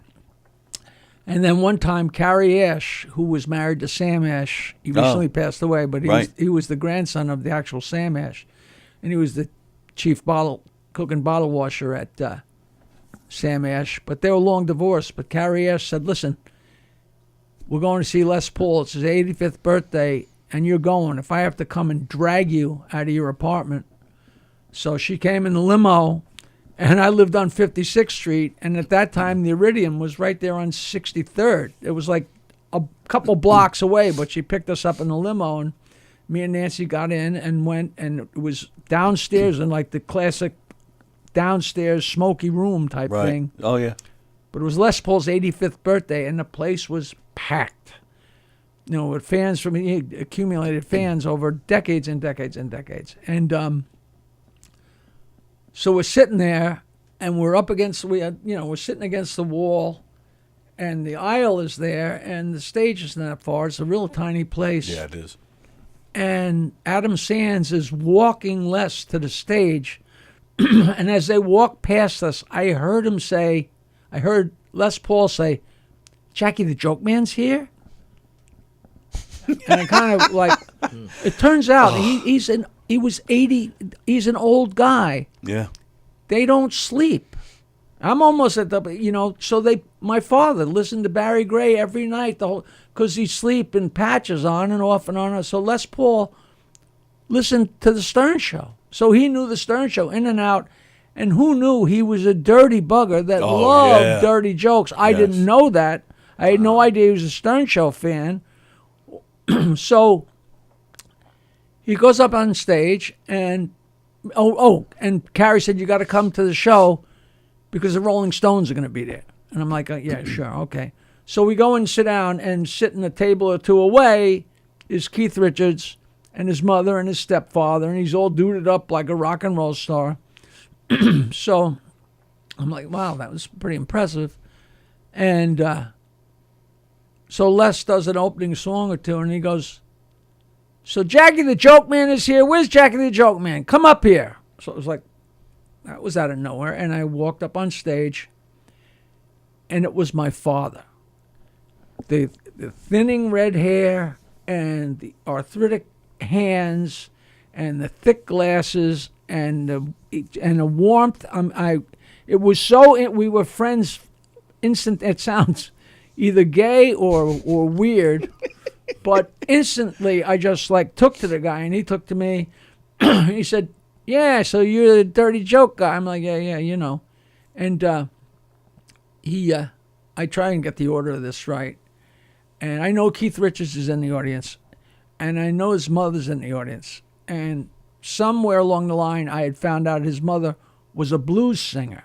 Now, why we don't know that, why that's not common Keith Richards' knowledge. mother? His mother was a blues I singer, did which not know means that. she's been around the block and heard everything there is to hear. So she's no fly on the wall. You know, no prissy. Right. So she's out there with him and his stepfather. And Les goes, so he says, go ahead, give us your joke. I said, nah, come on. I mean, the place is packed with, like jazz aficionados and, it couldn't be a more scattered audience. But who knew who they were? And he says, give us, I said, listen, you don't really. And at this point, I'm still drinking. This is the year 2000. So I got probably 2 or 3 beers in me, which is me at Jackie Perfect. More beers than that, I'm a mess, and less beers than that, I'm not warmed up yet. But he's got me at. And he said, go ahead, give us one. He said, nah, you sure? He said, no, yeah, go ahead.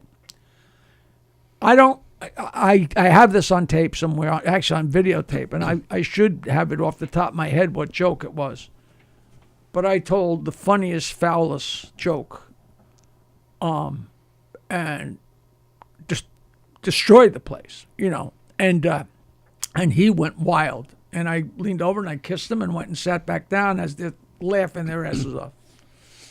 So it's so funny because I was on stage with him 50 or 60 times. I went to Iridium's at 51st. I lived on 56th, right on Broadway. So it was a 2-minute walk.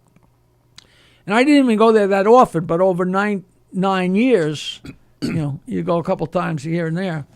So, and I met everybody. I followed everybody, And in all that time, I never saw him bring somebody on stage twice, ever. And this is after the fact.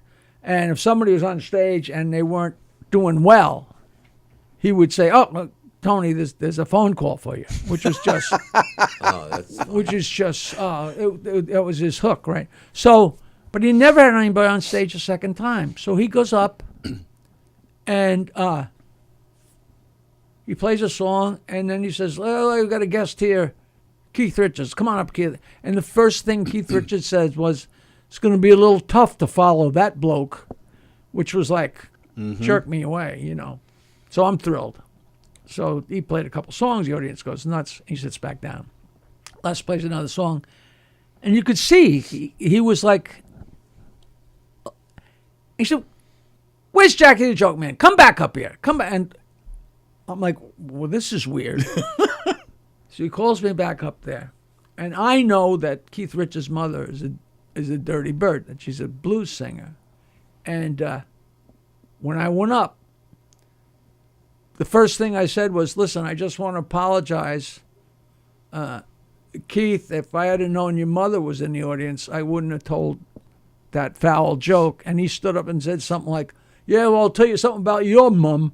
And then it was funny. And I said to the audience, "I'm getting heckled by a Rolling Stone. How fucking cool is that?" And they went nuts, right?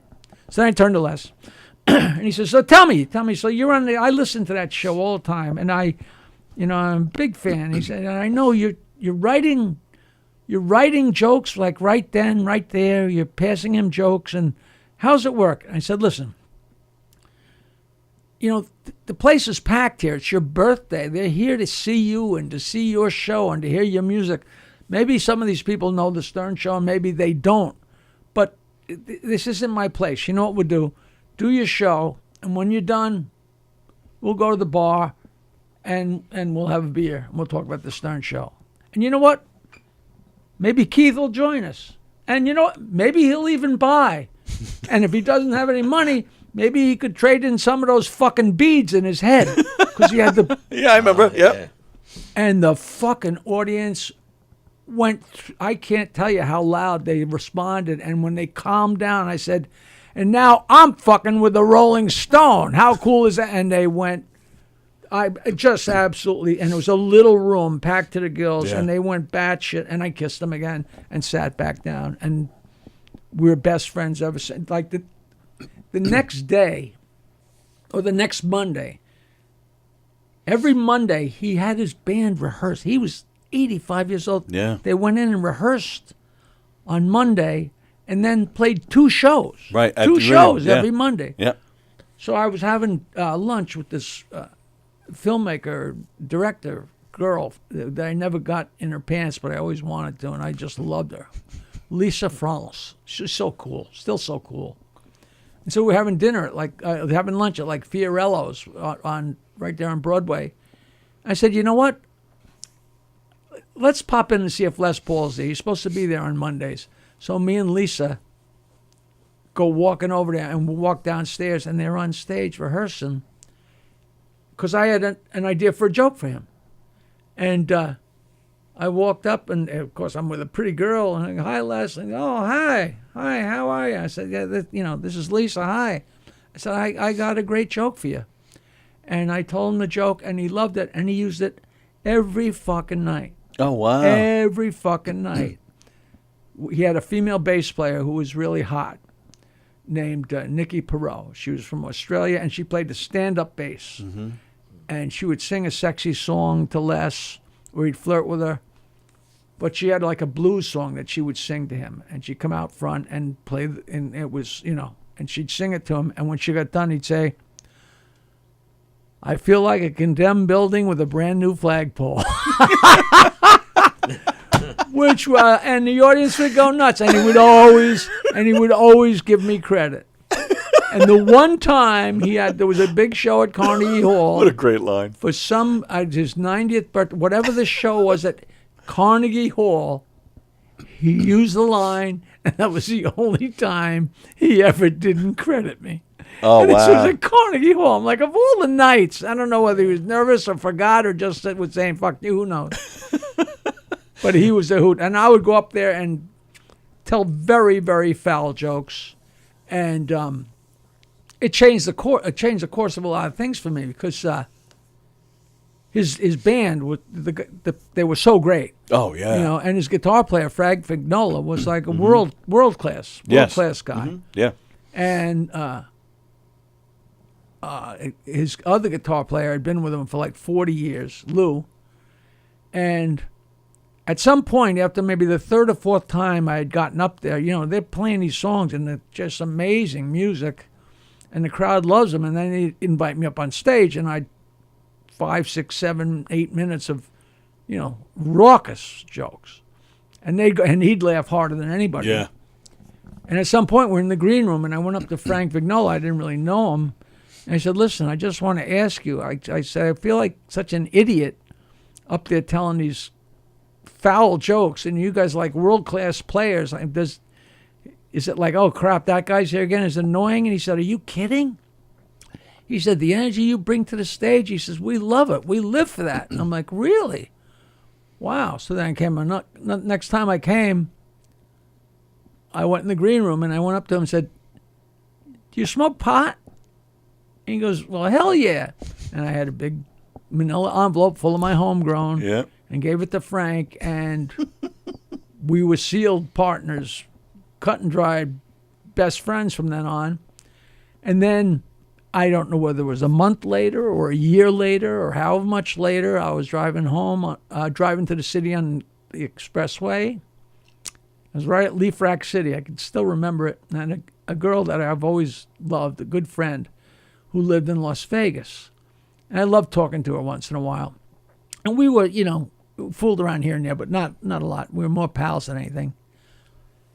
And I was smoking a bowl, and I called her on the cell phone, on the Bluetooth, and I got her answering machine. And so it clicked on, and I said, "Oh, Jay, I can't believe you're not there. It's going to be 45 minutes before I get to my apartment. We could have had a nice chat." "Yeah, damn it. Well, at any rate, I'm smoking pot. I got my dick out, and I'm thinking about you." And I hung up. Calls me with the same line every time. And then it rang in my head. I said, "I'm smoking pot. I got my dick out. Yeah. I'm thinking about you." Next thing I'm singing. I'm driving along, singing a song, and I got my dick out. And so I took my little tape recorder and clicked it and sang the song. Mm-hmm. And then when I got home, I took my Canon camera and put it on video and played the video and played the song on the micro cassette while I smoked the joint. I still have the little clip. It's hysterical. And then I called up Frank and I said, "Frank, I just wrote either the world's greatest song or the world's worst song, but I need your opinion." And I sent him an MP3 of it. And he called me. He said, "That's the greatest thing I ever heard." So I went in, and me and him and his gang, we sat around and put the song together. And I wrote it as, compiled it. We had tons and tons and tons.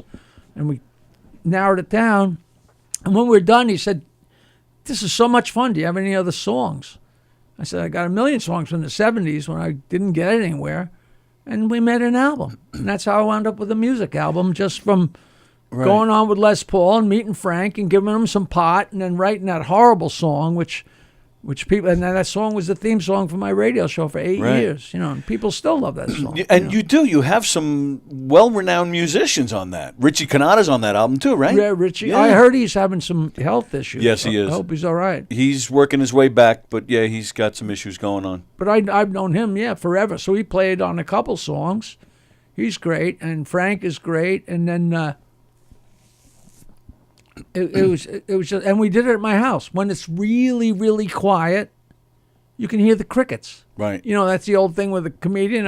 You hear crickets. Mm-hmm. You can hear crickets, which is really, really fun. And one night I walked in, and they said, "Hey, we did the music for Joggin'," and they played the music. I'm like, that's not even close to the feel of the song, but that's so great. So I think I think that's actually on the album as an instrumental. It was a couple, it's just. Wow. And that all springs from. May I look at this? What, my list of names? Yeah. Sure. So I don't know that if was you know what it probably a means, but- longer explanation than you were That's all right. expecting. I'm curious, what about Billy Crystal? You ever cross paths with him? I never met. I think I met Billy Crystal once in passing, but very quickly.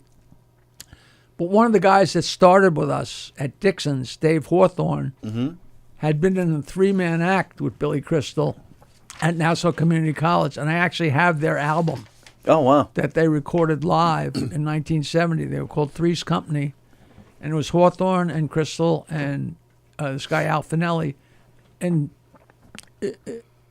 Billy Crystal and Dave Hawthorne. If you know them, it's very obvious that it's them, you know. And what happened was that they were in a 3-man group, and they were like an improv group, but with set pieces too. But at the time, there was a group called the Ace Trucking Company that had a big fat guy, and they were, whenever there was a TV gig, they were the ones that got it. So they were going around doing colleges and doing okay. And at some point, I mean, they were at the very beginning at Catch a Rising Star. They were there a lot. And I forget the manager's name, but a really, really big manager came up to Billy and said, you know, you're going to be a star, but you got to lose the other guys. And he did. So, Oh, wow. So that happened. but yeah, I just know he's a local guy. And I know, you know, people that are very good friends with his brother. You know, in fact, the guy knows his brother. I said, I wonder if he'd be interested in hearing that, you know, when I first met Dave Hawthorne, he came up in my mother's attic and had a 7.5-inch reel-to-reel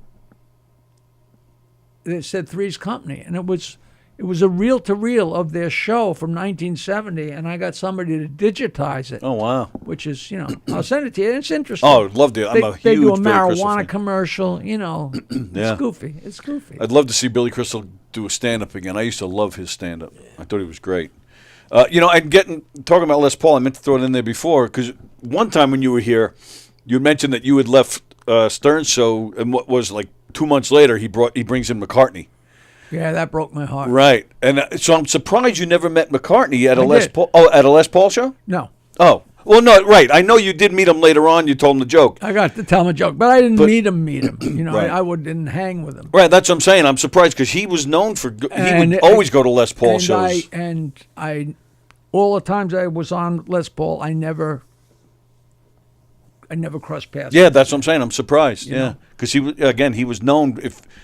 If he was in New York, he went to a Les Paul show. He never missed it. And Les Paul would break his balls about Heather with the wooden leg, and you know.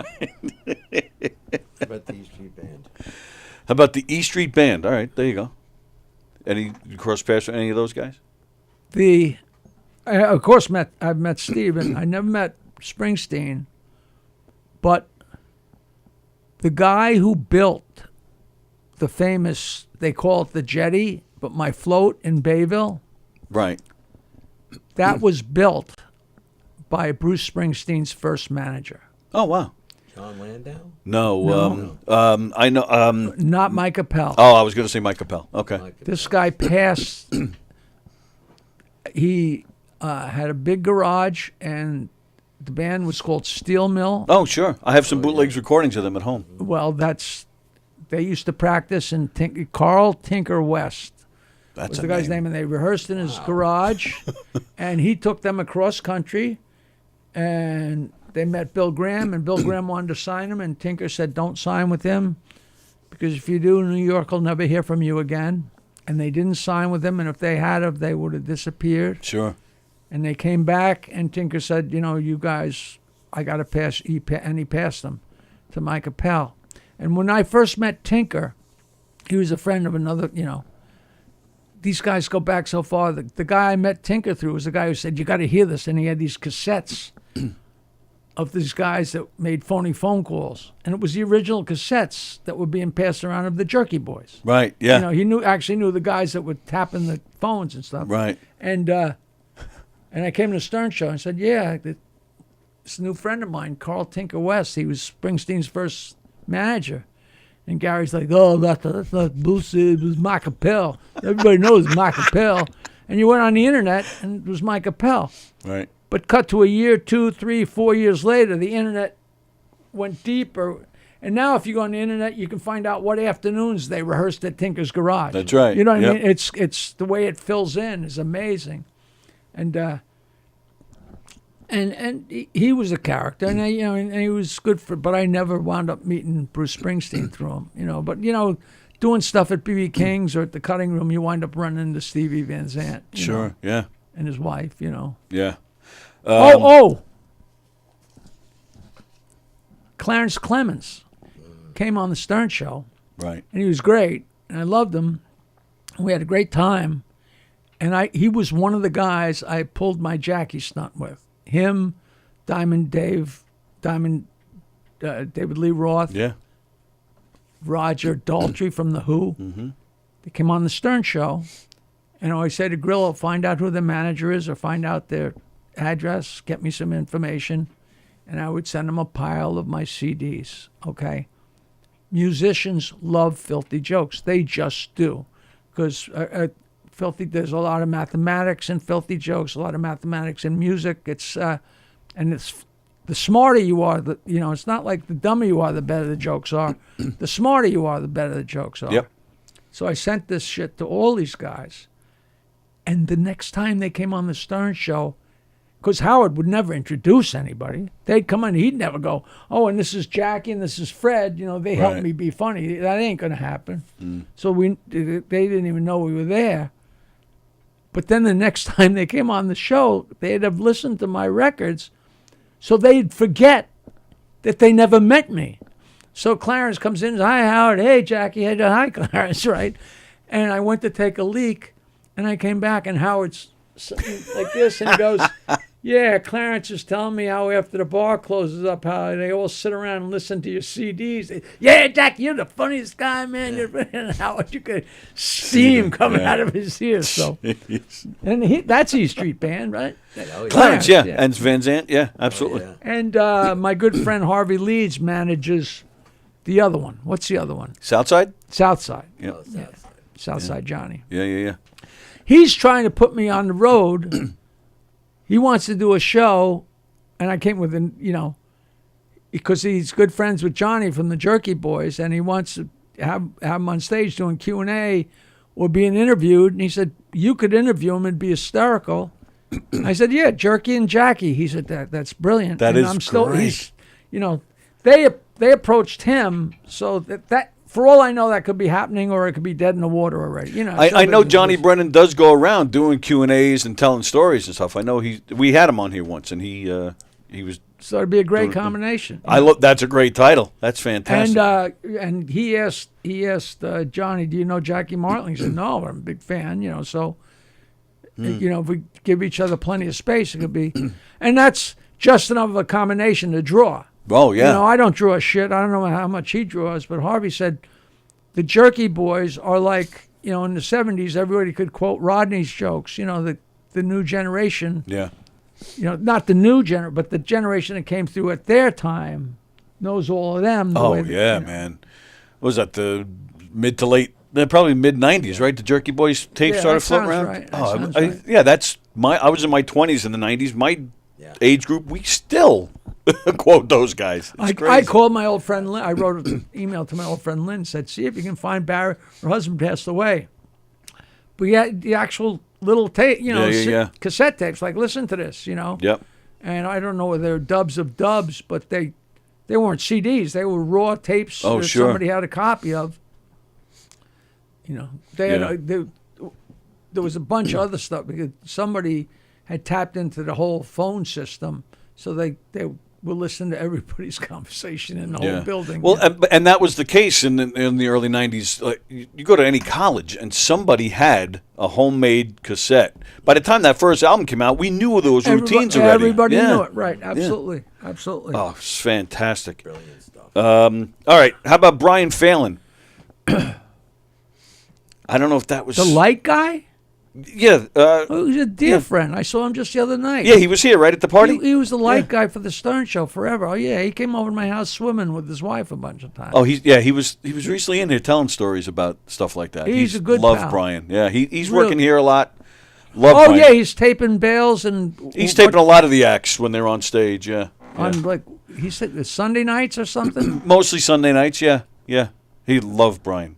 I just felt like throwing his name out. Good character. Yeah, love Brian. Hicksville boy, right? No, that's me. I'm the Hicksville guy. I think Brian. Brian's Hicksville too.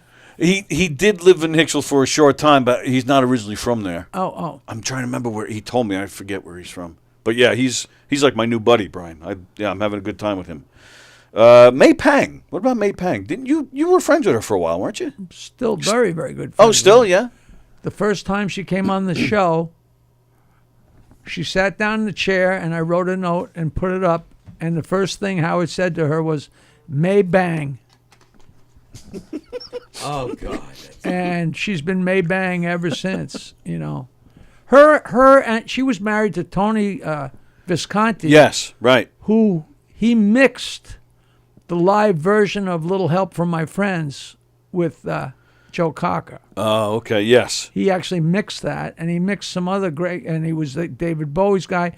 Him Right. and May Pang and their two little Asian kids came to Thanksgiving dinner with me and my family in Bayville. And so my niece and nephew were little kids, and they had little kids. And the four of them were downstairs. And Brendan must have been old enough because he said, Uncle Jackie, it's like Pearl Harbor down here. Because I guess they were really out of control, the kids. But we had a great time. You know, Tony's a sweetheart of a guy. I don't know. I don't remember being that close to May that I would have invited her to Thanksgiving dinner, but I guess I was for a little while. And she just came out with a documentary that's fantastic. I was blown away how good that was. I didn't I have was high blown away expectations. that they found that many pictures and pieces of video with John Lennon smiling. Well, yeah. That's when he was with May Pang, that's all he was doing was Right. smiling. And you see No, what she looked like? You would Oh, too. she was beautiful in her day. For a while, him and Yoko separated for about a year. So, and he went and lived with this young woman named May Pang. The 18-month lost weekend. Exactly, yeah. And the rare audio too in that documentary of Lennon singing and stuff on just him on acoustic guitar. Yeah, very well done documentary. Great. Do I have to do I have to offer you oral sex to get her in here? Like how Get her in here? Yeah. Oh, I would if love she's that. still promoting her documentary, I mean, I don't know if she'd come all the way out here. Oh, where is she in the city? I don't know. Oh. I think she's in not Westchester, but Is she? Oh, that like, far? Okay. By Sing Sing, whatever that, Ossining.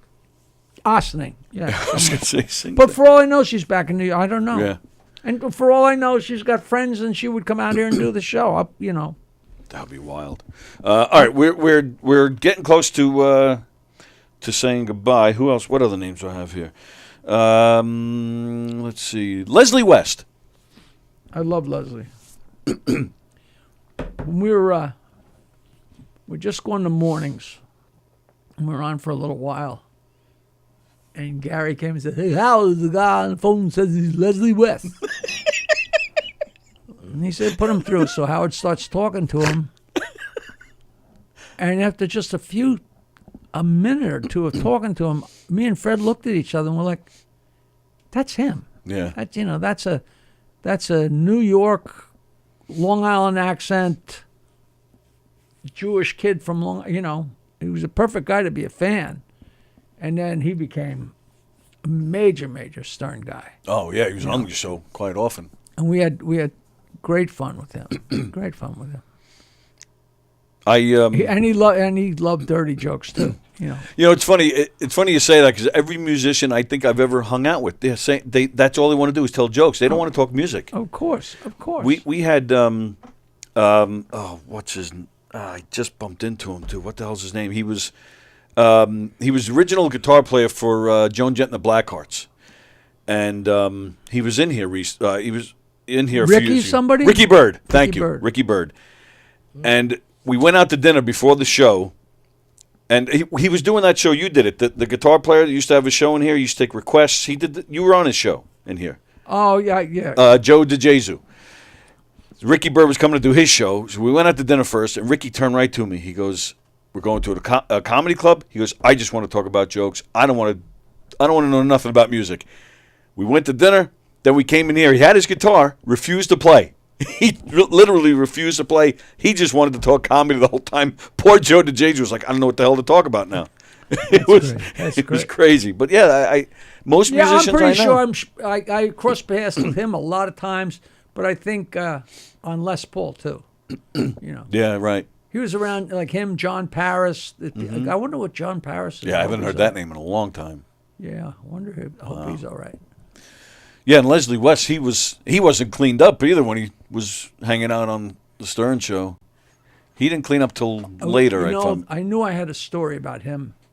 He was always addicted to heroin or coke, Right. and he's back and forth, and always trying to clean up and stuff. And he did a movie, I think, called The Money Pit with Tom Hanks. I think he was in a big pink dress. I don't know if I ever saw the movie, but to do the movie, he had his teeth done, and he had a brand new, beautiful set of teeth. He probably had 2 teeth in his head in the 70s, and now all of a sudden he's got a full set of teeth. And he came on the show to promote the movie, and I wrote a note.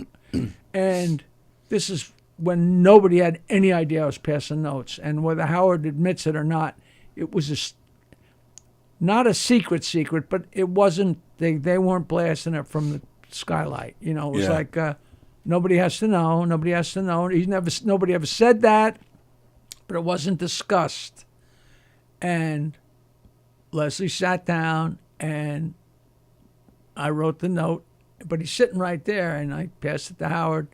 He goes, Robin, Leslie really gets addicted so easily. He says he just got $10,000 worth of teeth, and now he needs more teeth. And we roared, and Leslie said, this is how it happens. He's the funny one. He passes it. And so I'm thinking the whole tri-state area heard this, and now they know I'm writing for the show. Right. And I'm hot stuff. Nobody ever mentioned it. Nobody fucking heard it. Oh, wow. And if they did it, it went right past them. And I'm thinking that was like, Right. E equals MC squared, everybody. Right. But it was a great note. It was a great note. That is, well, and I mean, everybody knows it now, and there's even footage of it in the documentary. Thanks for that segue. Joke Man. Go to jokemanfilm.com and Movie.com. Say it again so it's not jokemanmovie.com, and you'll get the Vimeo link. You can rent it for only $3.99. So, and it's well worth it. I loved it. Did you have any control of this movie, or you just let? No, I didn't just want let them any go control. because I love it. It's very open and honest and interesting. Ian Carr did the whole thing, and Yeah. Ronnie Thomas edited it. I just gave him all the pictures and full access to everything. And we're screening it on January 27th at 7 p.m. at the Long Island Music and Entertainment Hall of Fame, which if you haven't been to yet, you really should come out. Yep. It's a really interesting place, especially if you're a Long Islander. It's Stony Brook. They currently have that Billy Joel exhibit running.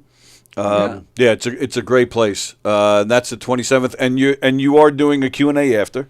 Q&A and signing autographs and taking pictures and having a great time. Very nice. Now, so go check that out. And, of course, you're going to be on Matt Napo's show tomorrow, pushing it. And are you doing Don Sill's show this week? Or did you Tonight. do that? You're recording it tonight? Then it's going to play tomorrow. This guy emailed me and said, do you want to do a show? And I get so many, God, you wouldn't believe how many people, hey, my name's Eddie, and I live in my mother's basement in Kansas, it's rude, but I say, how many people are going to hear this, Right. But I thought I recognized his name, and I said, you know what, I'm because I've been overloaded.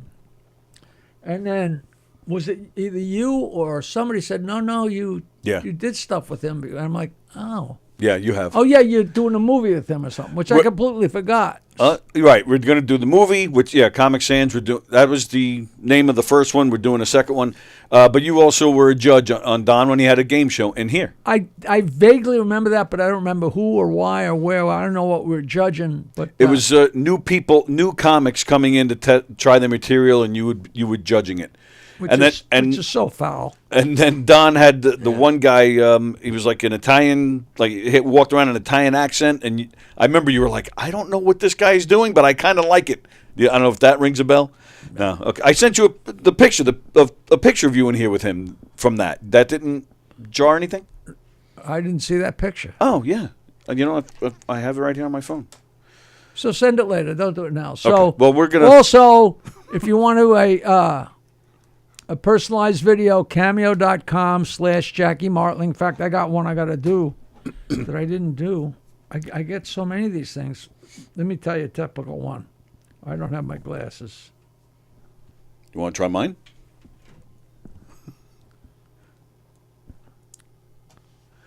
And He's been a huge fan of yours. He loves dirty jokes. Also, if you can make fun of his goatee because it looks like someone drew it with a pencil. Also, if you can say something about his boyfriend Jerry. Huh? So he's got a beard and he's gay. So that should be pretty simple. That's all you need. Pretty simple. And of course the joke line is still up and running. 516-922-WINE. There you go. And again, go on the 27th. It's really a great movie. I might go because I really love that movie. So And it should be a nice gang of people. You don't know who's going to come out of the woodwork. Sure. You know. Nice to have you here, pal. Hope it won't be so long before we get you in here again. I will be back. And make sure you exercise so we can arm wrestle next time. Are you any shows planned? Or? I'm doing a show Saturday night in Pottstown, Pennsylvania at Soul Joel's. Oh, nice. With Rich Harkaway. The last time I was there, it's like in the middle of nowhere, and the place was packed. I mean, and it's a popular place. They were an incredible audience. Yeah, that's what I've heard. You know, really great people. So I'm really looking forward to that. Even it's really far, but they get me a room, so I drive out early and then hang out in the room for a couple hours. So it's nice. It's a little vacation. There you go. All right. All right, we're going to get out of here. Thank you, pal, for hanging out with us today. I didn't do much. That's all right. You're still here. Nice to meet you. Absolutely. Very nice to meet you. And, of course, on the governor's stage this weekend, don't forget Joe Cravella, Dan LaRocco, Sharif Johnson, Cypher Sounds, Joe Curry, Tom Eshelman, The Uptown Comedy Show, Eric Newman, Leanne Lord, just some of the names you'll see on the governor's stage this week. Don't forget February 4th, you can catch me in the Giggle Room hosting a show for the Christina Can taping. That's a reality show. We're taping a show with Laura Patton, Dara Jamat, Fudge, Darren Greggs, and I'll be hosting. And don't forget A Murder Mystery with Knockem Dead Comedy, February 3rd at the Knights Columbus in Hicksville. It's a fundraiser for the Nassau County PAL Special Needs Unit.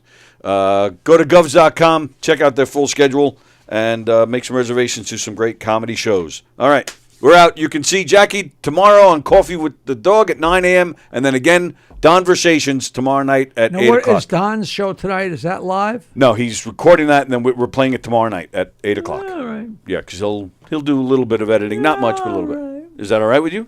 You want him to go live? Should I tell him he's going live? I also have 10 billion. I haven't put any on there in a while, but I got a couple hundred really great jokes on TikTok, and I don't think you have to. You could just go there and go listen to the jokes without doing anything. You know, one of my jokes got 1.1 million. Very nice. Really? That's a good 1.1 thing. million. You know, See, and you then got to figure out how the to one cash next in to on it that. got 300. You know, I know, it's crazy. I can't figure out the science. And Well, the fact that it's the filthiest joke in the world didn't hurt. and how do they find you there? Do they Jackie the Joke Man? It's TikTok.com/@Jackie Martling. I don't know why the at is in there, but it's TikTok.com/@Jackie Martling. All right. Thank you guys for hanging out with us today. We'll see you guys tomorrow. And stand-up memories. Oh, right. Sorry. Nelson is on this week. It's a great promo. Go to Twitter. Do you got Twitter? Yes, on my phone. Bob Nelson? Well, just go to my Twitter. Oh, that sounded dirty. Let's see. Jackie Martling. There you are. Gotcha. Let's see. Just go down a few. You should be right there. Download all 6 of Jackie's CDs. The Soul Joe's is there. Oh, there's Bob Nelson. Oh, look at that. Oh, that's funny. He's doing Epi. Yep. And Peter Bales and me at the Epperman, I make a quick appearance with Bob Nelson. Comedy, some comedy. Talk about comedy. I had Nelson and Bartlett in here one day, sitting on that couch doing their old bits together. I was like a school kid. What a great moment that was. Great old pals. We're still on, so I was telling you that on the air. All right, we're out of I here. thought you said goodbye. No, I was playing the Nelson thing. I thought I was after the fact. You son of a bitch. All right, we're going to leave now. That's all right. You don't have to sit back down. Goodbye 5 times. I said goodbye, and then you said, wait. See, now we're going to fight again. I All want right. to tell you about Twitter. And say hi to Barbara. I love Barbara, by the way. Throwing that out there. All right, see you guys later. Now we're leaving. Comedy for your event today. What will you experience at a Knockem Dead Comedy Murder Mystery Show? Suspense, excitement, love, more love, violence. Well, not really. And, of course, some music. Knockem Dead Comedy is the #1 murder mystery troupe, entertaining thousands of people for over 20 years. You have a great night or what? Good. Their hilarious murder mystery shows are full of audience interaction from beginning to end that will keep you laughing all night long. Their shows are not to be missed. Knockem Dead Comedy's murder mystery themes include a mob show, a redneck wedding, a high school reunion, a family reunion with a luau theme, or your own custom show. Johnny, you have a good time tonight or what? Had an awesome time. All right. You had a great time. KDC, that's what I'm talking about. Yeah!